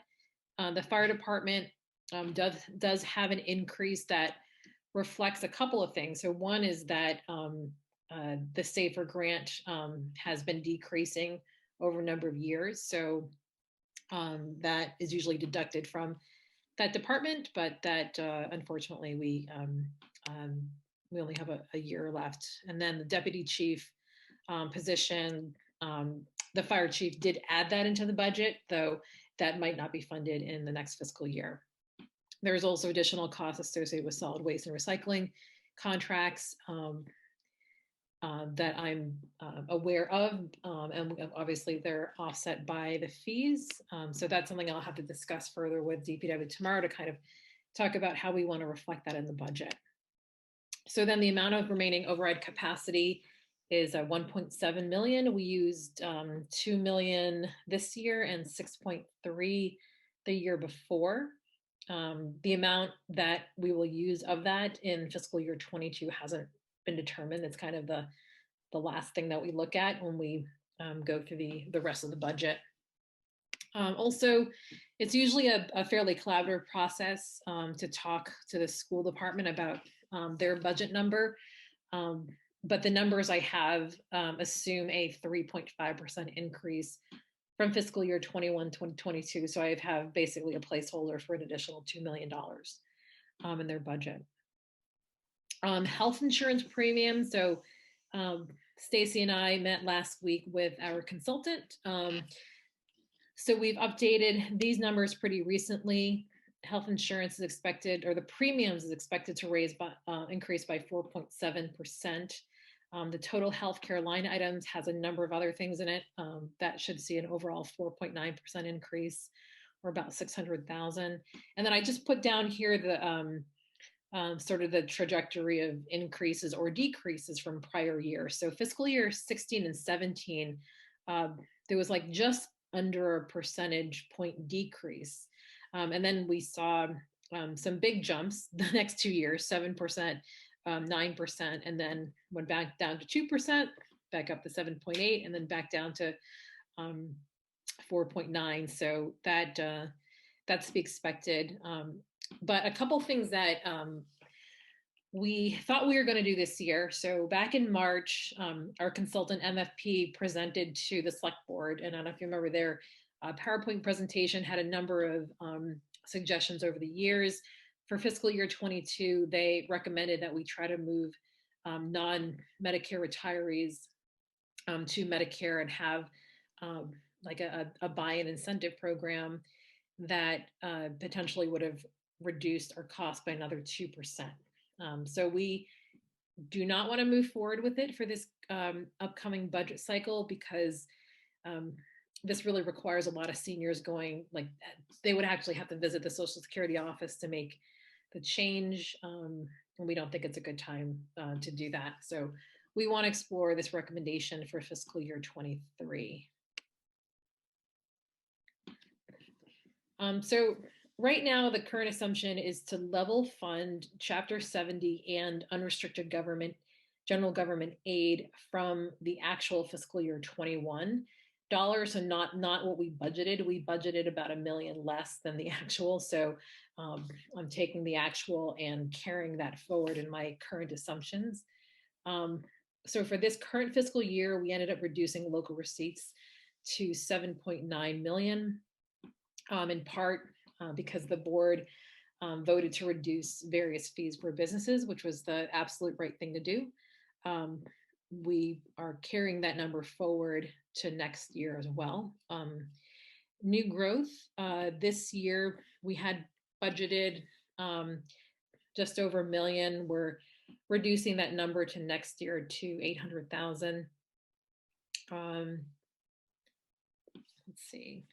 And so we don't know the impact of a possible federal aid package that will help municipalities, but we have calculated that each 1% change in state aid translates to about 100,000. So, you know, a 10% increase means $1 million more. A 10% decrease overall means $1 million less. And I'm lumping Chapter 70 and unrestricted government aid together.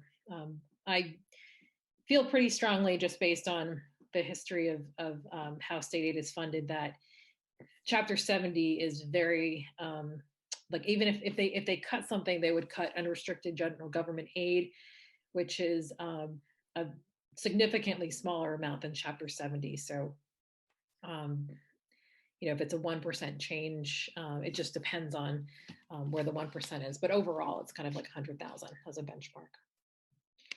So I'm meeting with departments, some tomorrow, some in the upcoming weeks, sort of depending on people's vacation schedules. I'm diving into things further.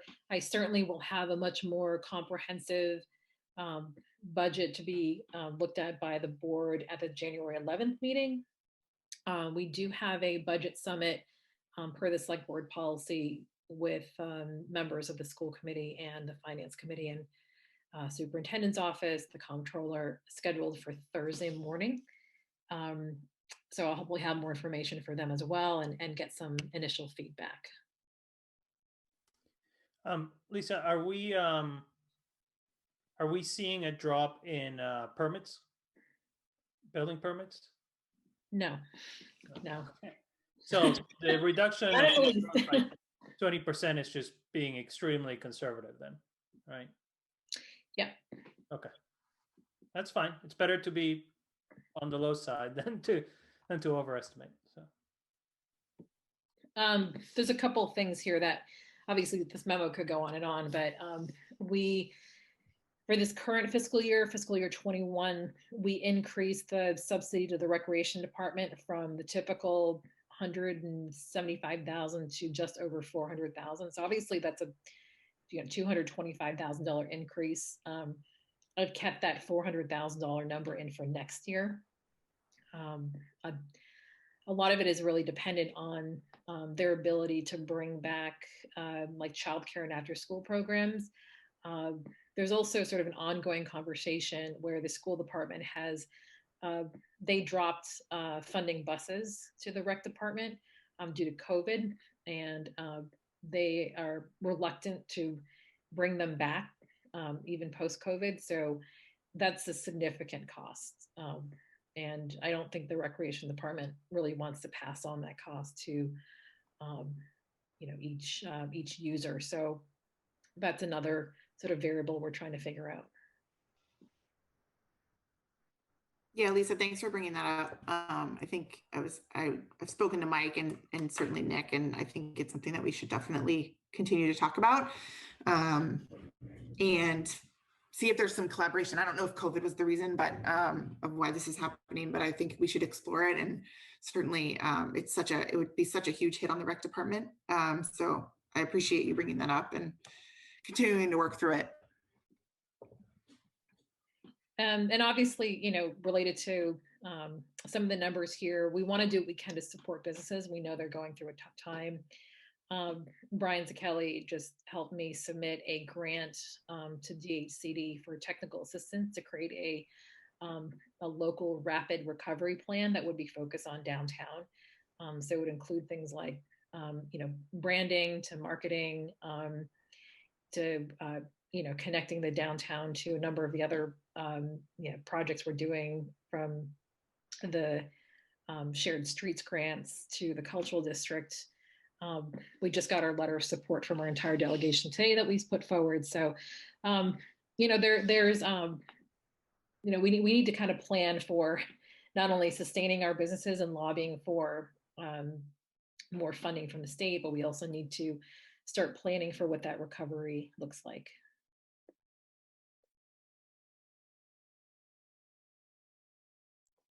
That sounds like a great idea.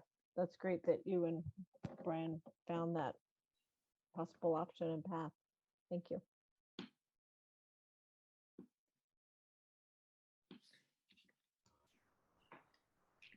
Great. We'll expect more from me in the next few weeks on this. Great, thanks, Lisa. Any other questions or comments while we're on that topic? Okay, we'll keep moving. So the next item on the agenda is the request for vacation carryover for Lisa. I think it's been a year where vacation hasn't really been possible, and I think our contract with Lisa doesn't really allow for that kind of unilaterally. So we would need to vote to move forward and carry over any vacation. And I think Susan and I thought that it made sense. And Lisa, and how long were you looking to, or how much time were you looking to carry over? Yeah, and let me just say that I actually really appreciated and agreed with the select board, who said, we want you to take your vacation. We think that's great, professionally, personally, and I certainly agree with that. So there was no lack of trying for me to take vacation. I think it was one of those things where I planned to take days off, and then stuff kept happening this year. It was just that kind of year. I do have 4 weeks of vacation in my contract. I have just about 2.5 weeks left. I've tried to sort of take half days here and a day or two here, but that's again, that's been very hard. I had actually hoped to take about initially a week and a half or so off this winter season, but now we've got a lot of budget meetings and COVID testing clinics and a couple other things that have interfered. So I would appreciate at least a week of that 2.5 weeks that I have that I could carry over. I think, like many people, we will need that for next year. So I think that we had thought that you're going to use a week, and certainly, as we said before, we'd like you to, because it's important to you, as you said. I mean, it's to all our employees to take time for mental and physical health. But if you want to carry over however much that you've got there, then we can do that if it's the board's pleasure. So Lisa, did you say 1 week you want to do? Is that? I mean, certainly if the board wants to approve up to 2. My hope is to use as many days as possible, but it's yeah. I hope that you can use as much as possible. I think it's important for everybody to be able to take some time off, to reduce stress, to not burnt out, to spend time with family. I think we've all been in the same situation where I feel like, even if I took vacation, I'd still be around the house. So maybe I wouldn't be stuck on Zoom all day, but I think I would be willing to say you could carry over you've earned a vacation, and this is a special year. So up to the 2.5 weeks, that'd be fine. But I hope that you can take at least half a week before the end of the year. I agree with Mr. Goluboff, and I also note, I'm sure everyone on the board agrees. I mean, your dedication and passion for the town is so unparalleled. You're such an incredible professional, Ms. Wong. We're so grateful for your stewardship, especially during 2020. So only flexible, as Mr. Goluboff said, for this very reasonable request. I agree. Thank you. Yeah, I do too. Absolutely. I know we only get 40 hours rolled over, and I think I have like 6 days I'll just lose because like you said, it's just impossible to take them. So I think if we can do this for you, you've given so much to us in our town. So if this is the least we can do to give you a little bit of time with your baby girl. So So I move that we allow the town manager to carry over up to 2.5 weeks of vacation time from this year to next year. Second, I'll take a roll call vote. All in favor, Jackie, yes. Mariana, Yes. Amy, Yes. Susan, Yes. and yes for me. Motion carries unanimously, 5-0. If you can just let us know, Lisa, if there's anticipated time, just so we can kind of plan our meetings as well, because we don't want to plan something right in the middle of your time. Hopefully we're going to be spacing out our meetings more going into 2021. So, and part of why I wanted to push out the block from now until January 11th to give you or any of our staff members a little bit more freedom to not be kind of tethered to our meetings because they've been so regular. So, Can I just ask, what is the policy for town staff around rollovers?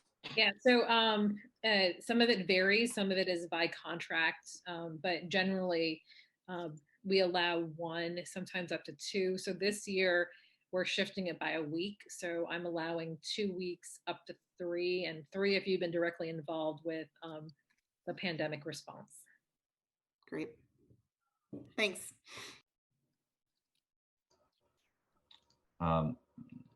So we got the budget outlook. So next question, or next agenda item is the town manager evaluation.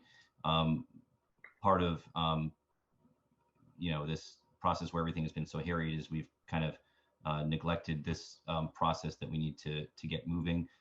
I forget when we last spoke about this as a board.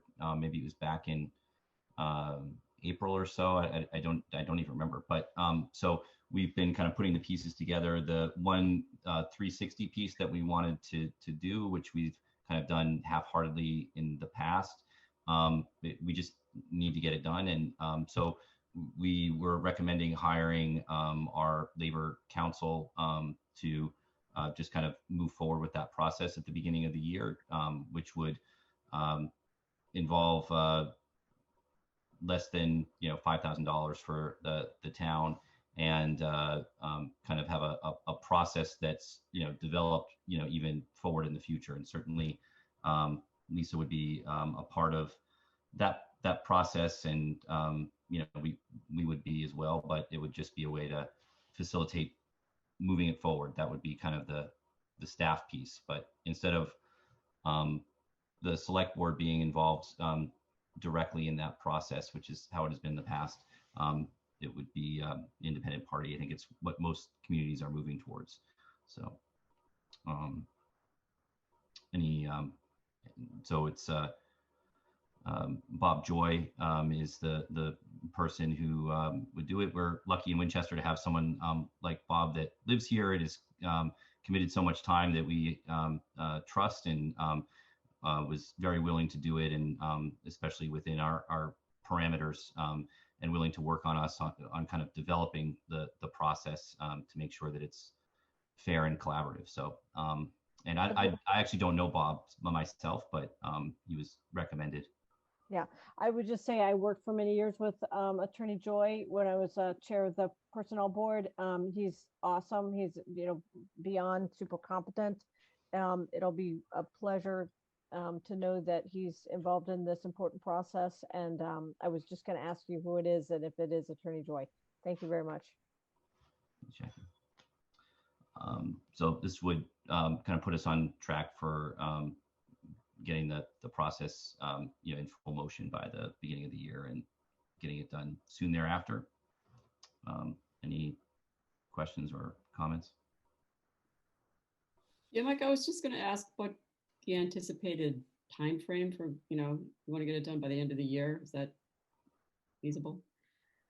Well, I just spoke with him, and they said they can kind of get the templates and everything to us by the beginning of the year, and then it's my understanding that then we can kind of review them, have a discussion with them, and then I think that they manage issuing them to staff and then bringing them back, so it keeps us out of the process, and it's completely anonymous. So that's how it would work. So I would think that we would have the templates and a process at the beginning of January, and then the final process towards the end of January. We won't be meeting until the 11th, and then that probably is right along that timeline.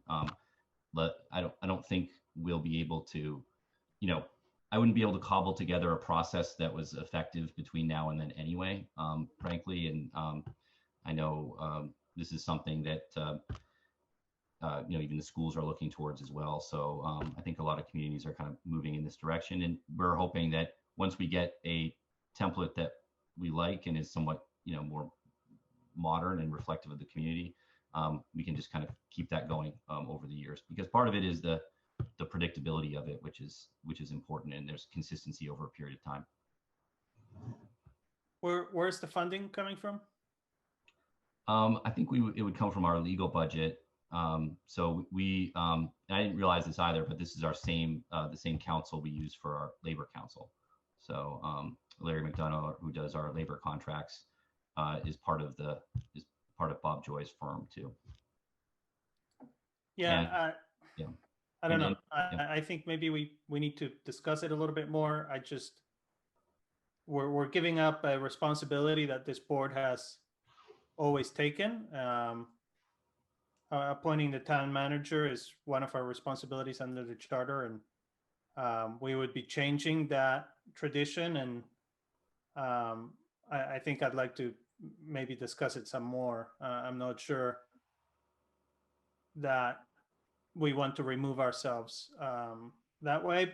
I could be convinced, but yeah. And when I say remove ourselves, I mean remove ourselves from the direct connection. It can be a little bit flawed when, like, we're already connected to these staff members, and so they don't necessarily feel comfortable, with us being part of that process. So I think in years past, it's been very, cursory, and hasn't been, as effective, and it hasn't been as consistent either. And so we would still be a part of the process completely. Lisa would be a part of the process, and we're really kind of developing this template moving forward. So, and I don't intend for the kind of final product to be part of our final report. It's more of just informing us, like we have done over the years, of staff perspectives. But it's pretty standard in I'm sure in most companies and more situations. I mean, this is what happens. It's it allows people to be honest and reflective, and trust the process. So in the past, where we've just kind of had the chair just go around from department to department and say, what do you think about this? That's just that's not a I don't think that's constructive. Can I just ask for clarification? I'm sorry, Mr. Goluboff. You had a great point, Mr. Goluboff, and I just wanted to clarify. We're talking about the review process, correct? That's correct. Yeah, and it's just Not of the 360 in particular, Yeah. right? Yeah. So we still would be in control fully of the recommendations in our reviews. And I know Mariano's already done some work, Susan's already done some work, so we would each have kind of a piece of it. But this is just something that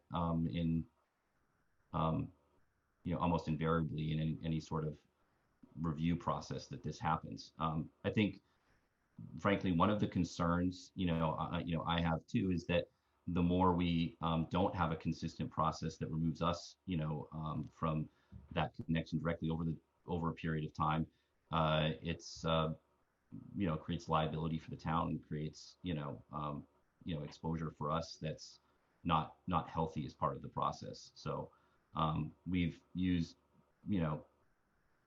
a different process for many years in different contexts, and reinventing the wheel all the time. So I think that this is not just this singular process, but it informs us for the future and develops a template for us. So okay, as much as I honor and find Attorney Joy is so incredibly competent, I am now curious, why is a attorney necessary?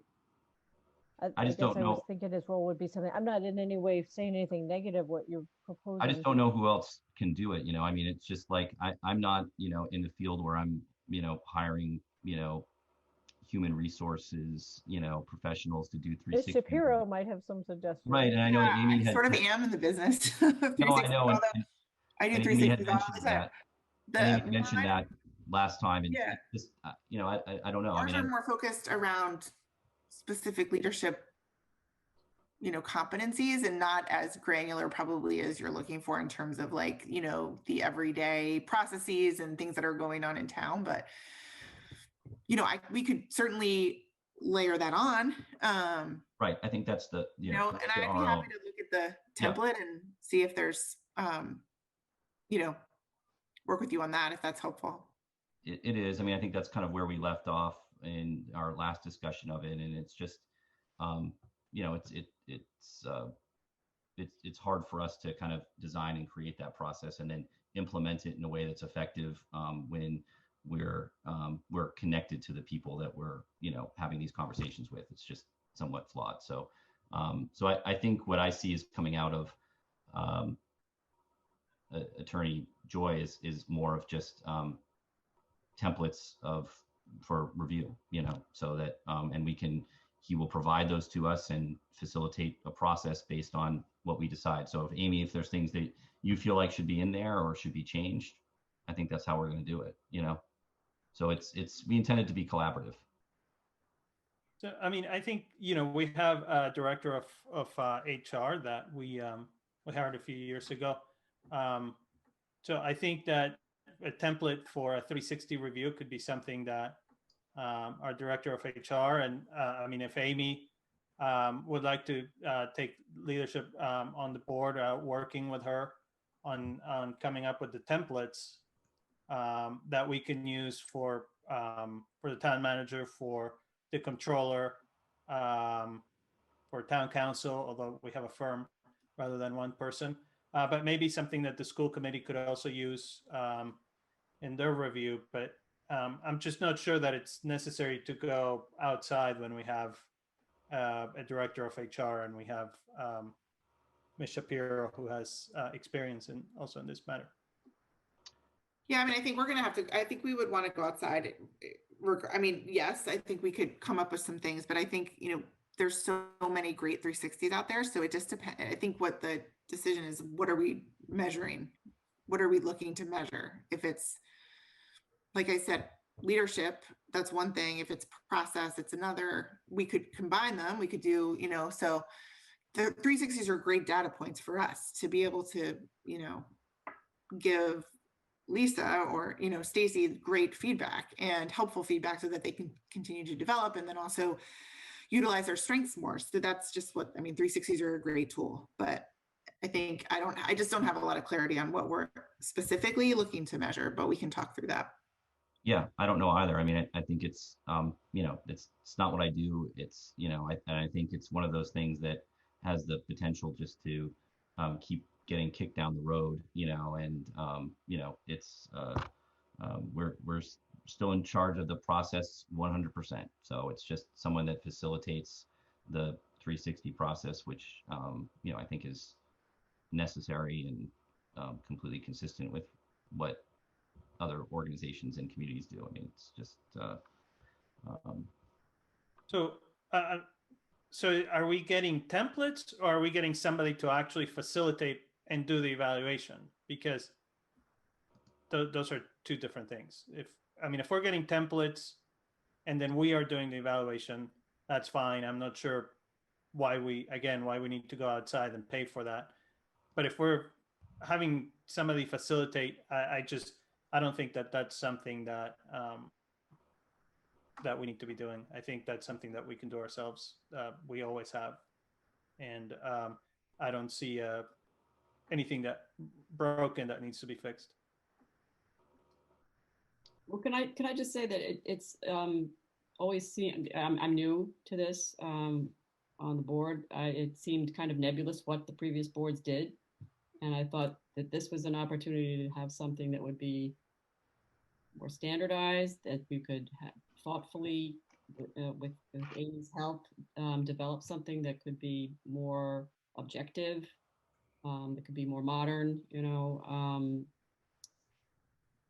then rather than kind of, as Mike said, kind of reinventing it every so often, or, sort of handing down here's the process handed down by one outgoing chair to another incoming chair.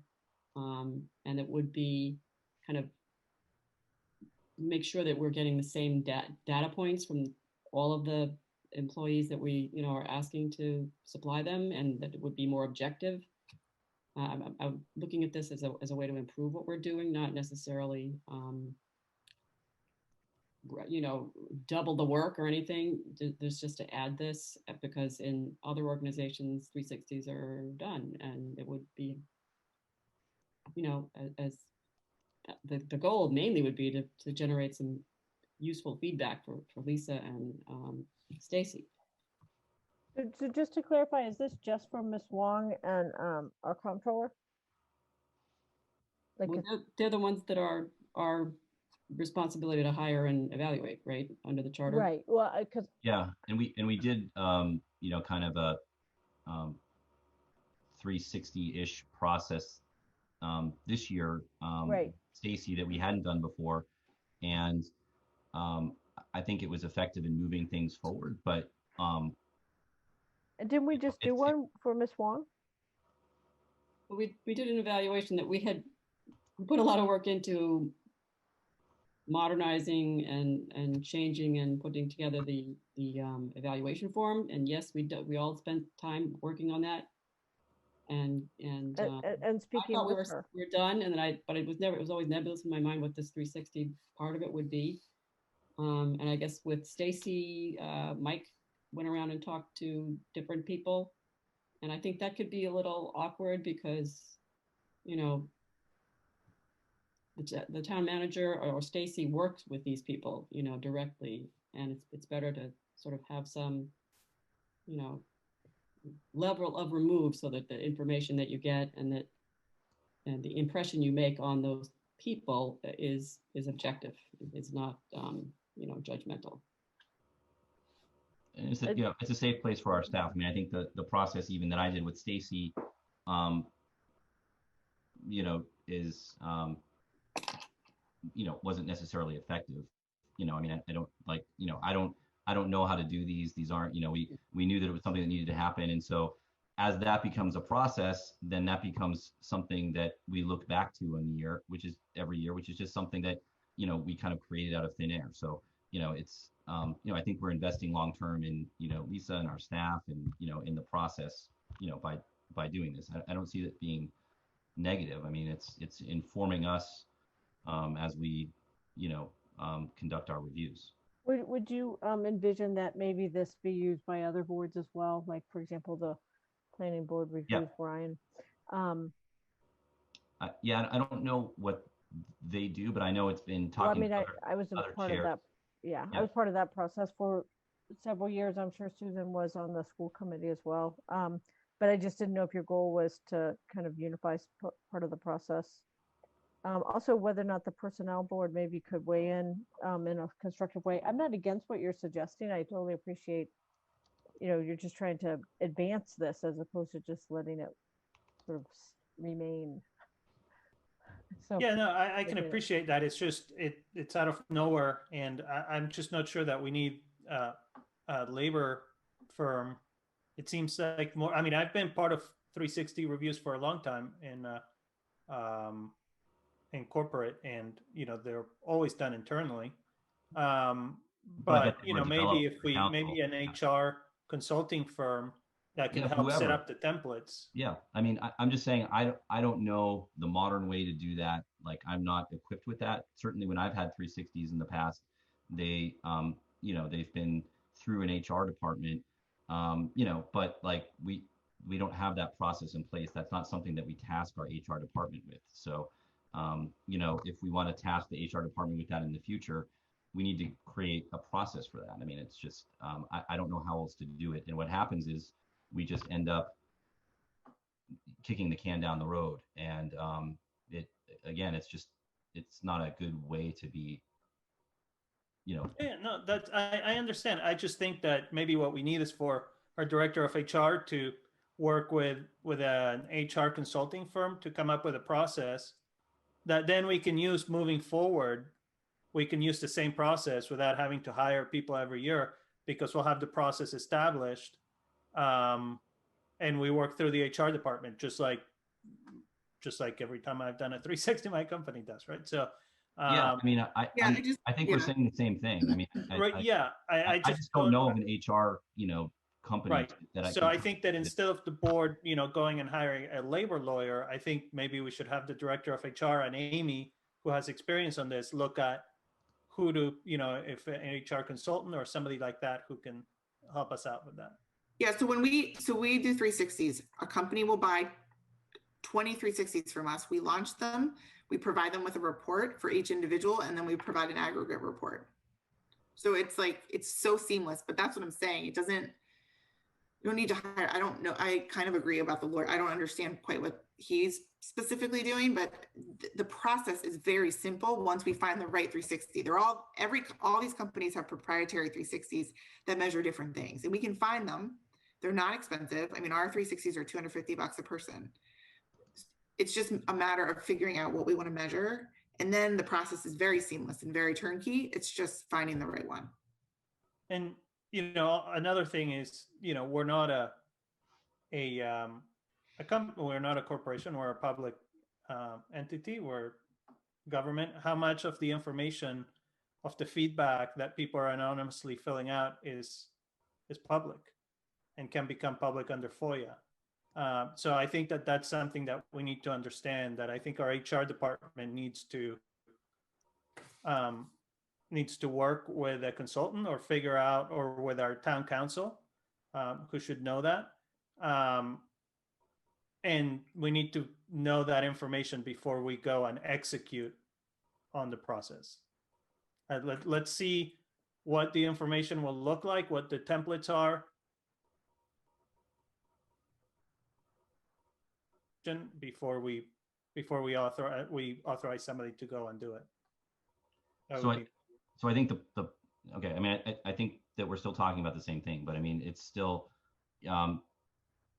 trying to find, someone to, or something. I mean, I suppose we can just go and purchase a template for $250 and make changes to it. I don't know that that's how the process works. It's implementing that process in order for staff to feel secure about it as well is important. And if we do it internally, I don't think it's an effective process. So, but I think creating our own parameters for it and then having it done is going to be the most informative to us. So. Sounds like, if you don't mind my asking, it sounds like there's kind of two things here. One is like the template, and the other is who's performing the review, if I understand your comments. So it seems like you're suggesting that someone else performed the review, which is different than just having a good template for a 360. And I guess I don't disagree with what you're saying as far as performing the review, but I guess I am appreciative of Mr. Golubov's comments that we do the best we can with the reviews, and that is something that typically the respective boards do. And even if it may seem like it's a little tricky sometimes getting feedback among staff, that's actually how it works in every organization. So, but maybe some other kind of review would warrant the kind of review that perhaps you're considering. Maybe that's something that's like every few years or something. That's kind of a more kind of a review by a more independent individual. But as far as an annual review, if I'm understanding you correctly, it seems like if we have a good template, that's something that is typically what the town respective boards have done.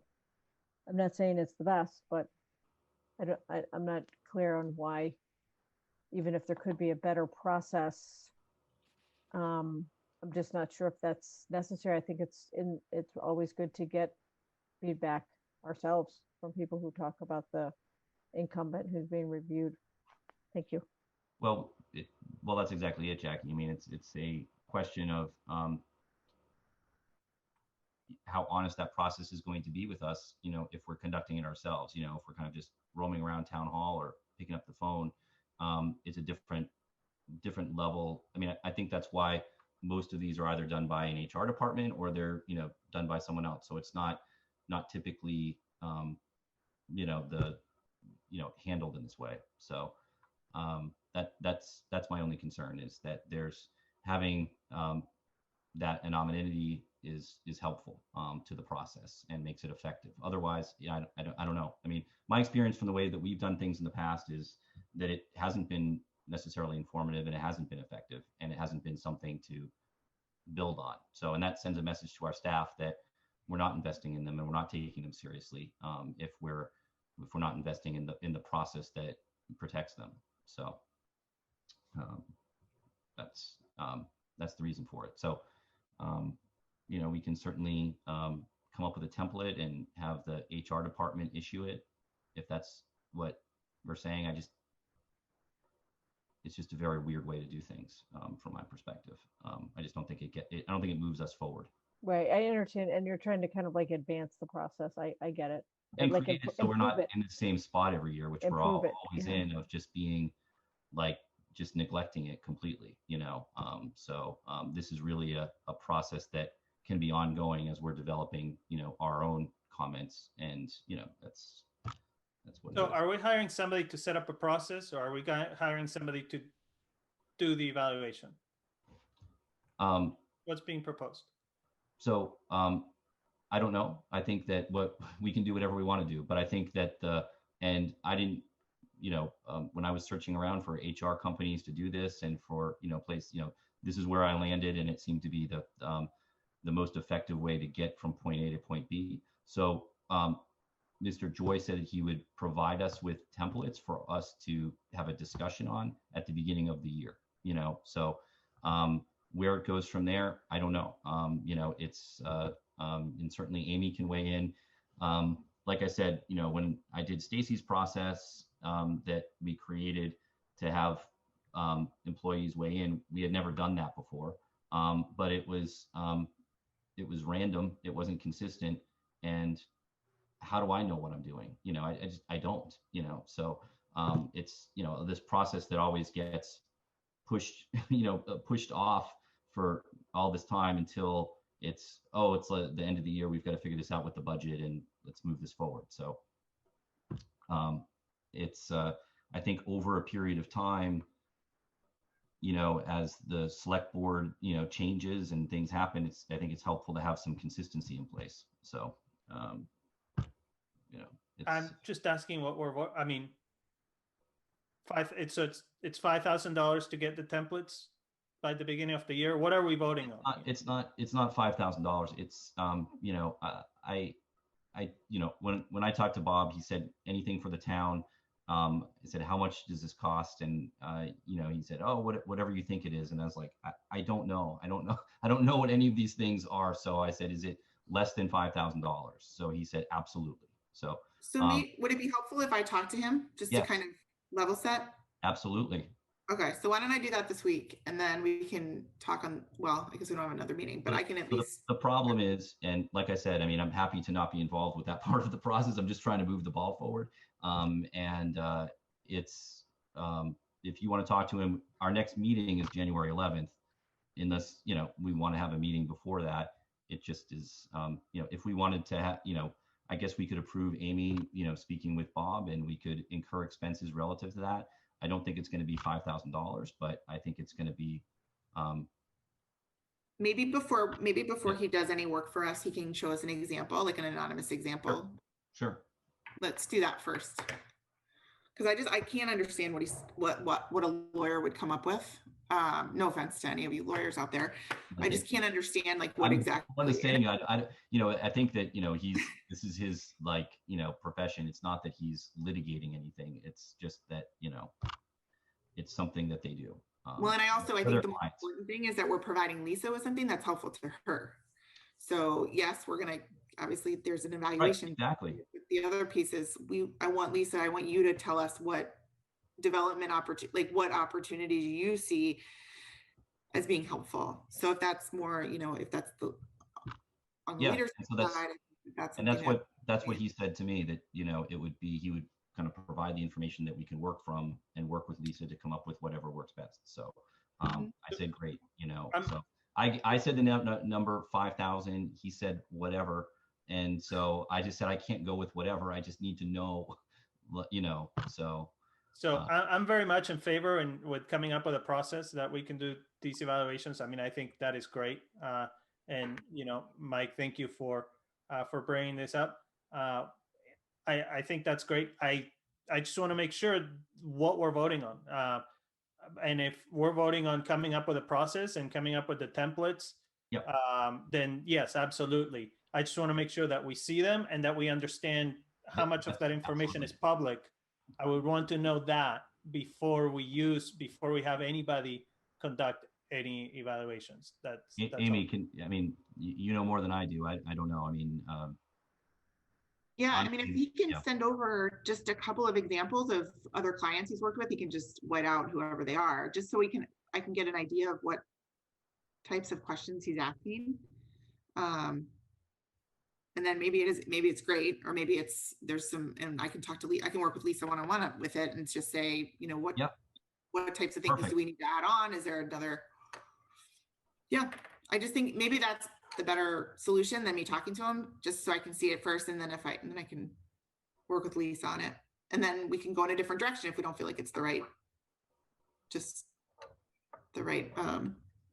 tool. Okay.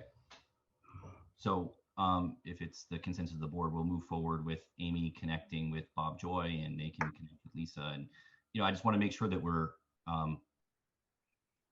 just moving forward, on it, because it's just if the last time we talked about it was April, and we're talking about the end of January, it's not fair to anyone. So so does that sound okay? Okay, I'll connect you. Send me his email. That'd be great. Yep. Can I just ask? I know we've talked about this for a while, but just to clarify that we are going to move forward, and you are going to do a narrative based on the work that we've done so far. Yep. So we'll be able to finish up Lisa's evaluation for this year. Yes. Well, when you say this year, like I said, we're still. I don't mean by the end of December, but the evaluation that we have already prepared for Lisa. Yes. Oh yeah. Right. That's the process, and I don't intend for the the 360 piece to be part of our review. It's a product for us, not something as a additional supplement, where there's data that's stapled together with our narrative. So. Okay. So Amy, I'll connect you with Bob, and we'll go from there. And if anybody else feels like they want to weigh into it, feel free to jump in. But I think it's Amy's. We have the luxury of Amy knowing what she's doing. Well, and it's the one thing I know how to do. Yeah, right, there you go. Like that, 360s. Just one more thing, unlike anyway, the two things, if you could make sure that town council says whether it's public, that I'm very interested in that. And the other one is, I think both the town managers and the controller's contracts include specifics on how, like, their goals and review. So we need to make sure that whatever process we're coming up with follows what those contracts say. Yeah, and our contract, at least, for Lisa, I think was kind of cobbled together quickly, and also not very expansive. So it's stuff that we can kind of build on over a period of time.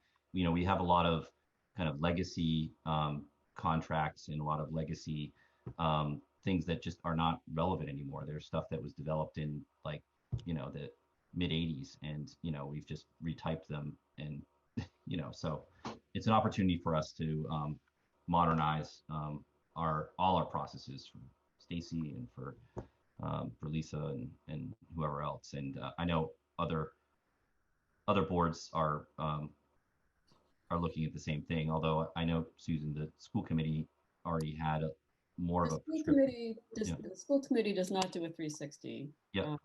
But the school committee has to follow what it's a sort of state mandated. Right, that's what I mean. You guys have more of a prescriptive, or had more of a prescriptive process. Ours just, changes, constantly. So, Amy, I'll get you Bob's contact information. And if you can send me over any of the old templates that you were talking about, just like the ones we've done historically. If they're, I don't think there was there? There's one I remember. I mean, and part of it is that we hadn't done reviews in a while. So, I mean, this is part of the problem from as a lawyer, that makes me nervous, is that we don't have a consistent process that's been in place and been, applied year after year. So it's not fair, and it's not, the 360 process is there as a productive, opportunity for, the employee that's being reviewed. So it's not, so anyway, that's how I see it. So I'll connect you with Bob, and I don't, I just looked on the website and got his phone number. So, I don't have any more information than that, but I'll find it and send it over. Sounds good.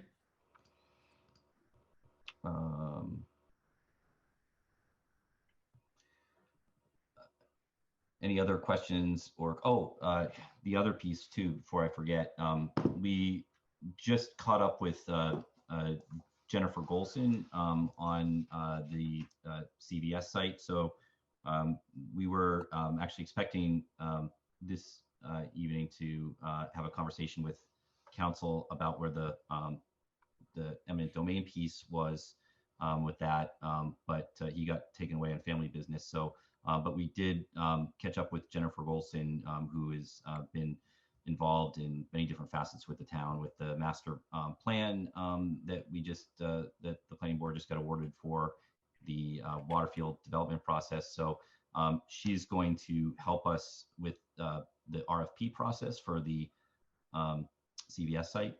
And so she has a contract, and I don't know if it was circulated to the board or not, but it's, we need to develop an RFP to get things moving. And so there's going to be a committee in place. Lisa, did you have that contract, Jennifer Golson's? I think it was just sent today. But ultimately, it would be working with a committee, as we did with Waterfield, on a much truncated timeline in order to put it in. We're not going to do an RFQ like was done on Waterfield. The site's not as complicated as that, but we put an RFP out for the site to say, here's what we're looking for, and she would facilitate that process.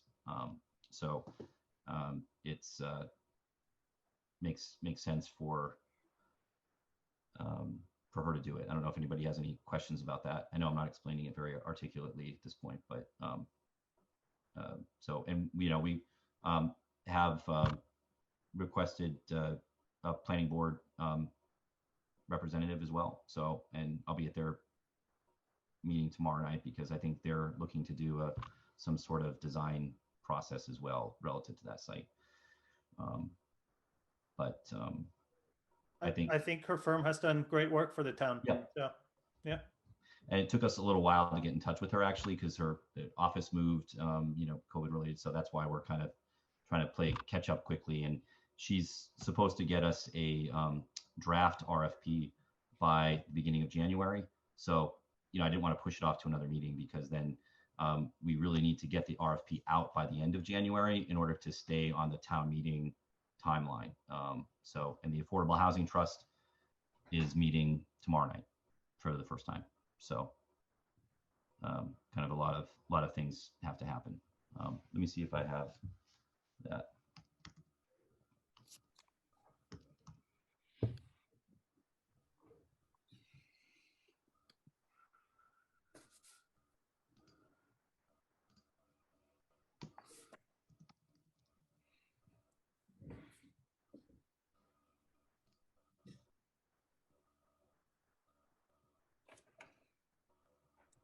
Oh yeah, I think she sent it to us today at 1 o'clock. So you should have it, but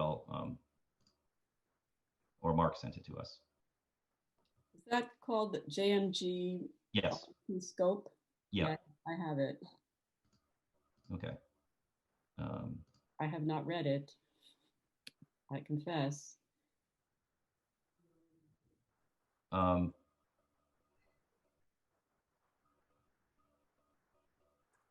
Yeah, I mean, we can kind of talk about it. It's obviously to facilitate the development of the RFP and the implementation of the process. It's exactly what they did on Waterfield.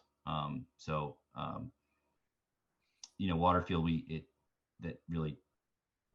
that process was implemented over a year, just because it was complicated and it had already been in the works for several years. Frankly, it was something that Lance had kind of carried over from the planning board. Right, and this does not have to be that that extensive. It's a simpler site and so forth. Yeah. And we all already have some interest from some members of the neighborhood town meeting members to be on the committee. Jennifer just requested that the committee not get too large if we're going to try to get anything done.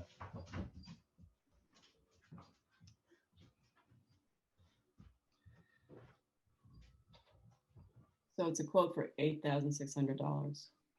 Yeah. So, and I we can talk about where that would come from. It ultimately would be, recovered through the process, but we would have to, pay for it now.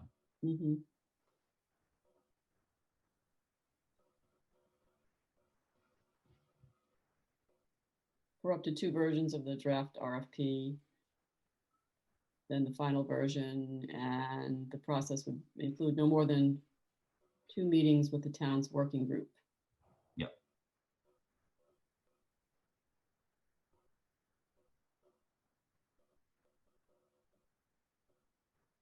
Yeah, like I said, I think she's done great work for the town. So if we can identify where the money will come from, so that it can be part of the project later, that'd be great.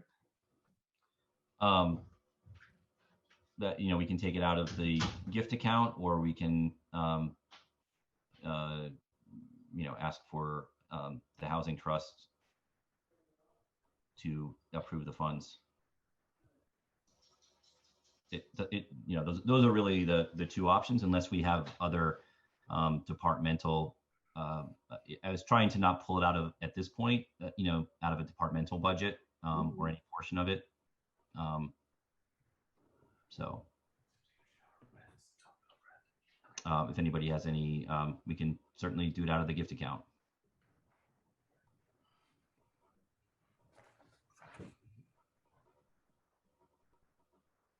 Lisa, do you know where we are at in the hospital gift account? We have enough. Trying to remember how much there was, maybe like at least 60 to 80,000, somewhere in that range. We used 10 for the COVID testing reimbursements, so there should be enough for this. So I guess you need a motion to approve the going ahead with this engaging Jen Golson's firm. Yeah. To do this RFP for the Washington Swanton Street project for a quoted amount of a quoted fee of $8,600 to be funded out of the hospital gift account. Second. All in favor? We'll take a roll call vote. Jackie? Yes. Mariano? Yes. Amy? Yes. Susan? Yes. And yes for me. Motion carries unanimously 5-0. So we'll get that moving and let Jennifer know. So we do have an executive session immediately following this. So is there anything else in public session that anybody had or wanted to comment on? Okay. So I'll So I take, guess yeah. I'll move that we adjourn to executive session for purposes of discussing the reputation, character, physical condition, or mental health rather than the professional competence of an individual, and then to adjourn from executive session. Second. Last chance until January if we can, if anybody has anything else. So we're also discussing the other one too? Yes. So- Yep, we are. Yep. There's two items on. So I'll take a roll call vote. All in favor? Yeah, sorry. Did we read? what's the other one? Did we read the other one? No, I didn't. I didn't realize we were going to do that one. All right. And for the purpose of considering the purchase, exchange, lease, or value of real property, if the chair declares in an open meeting that may have a detrimental effect on the negotiating position of the governmental body. So declared.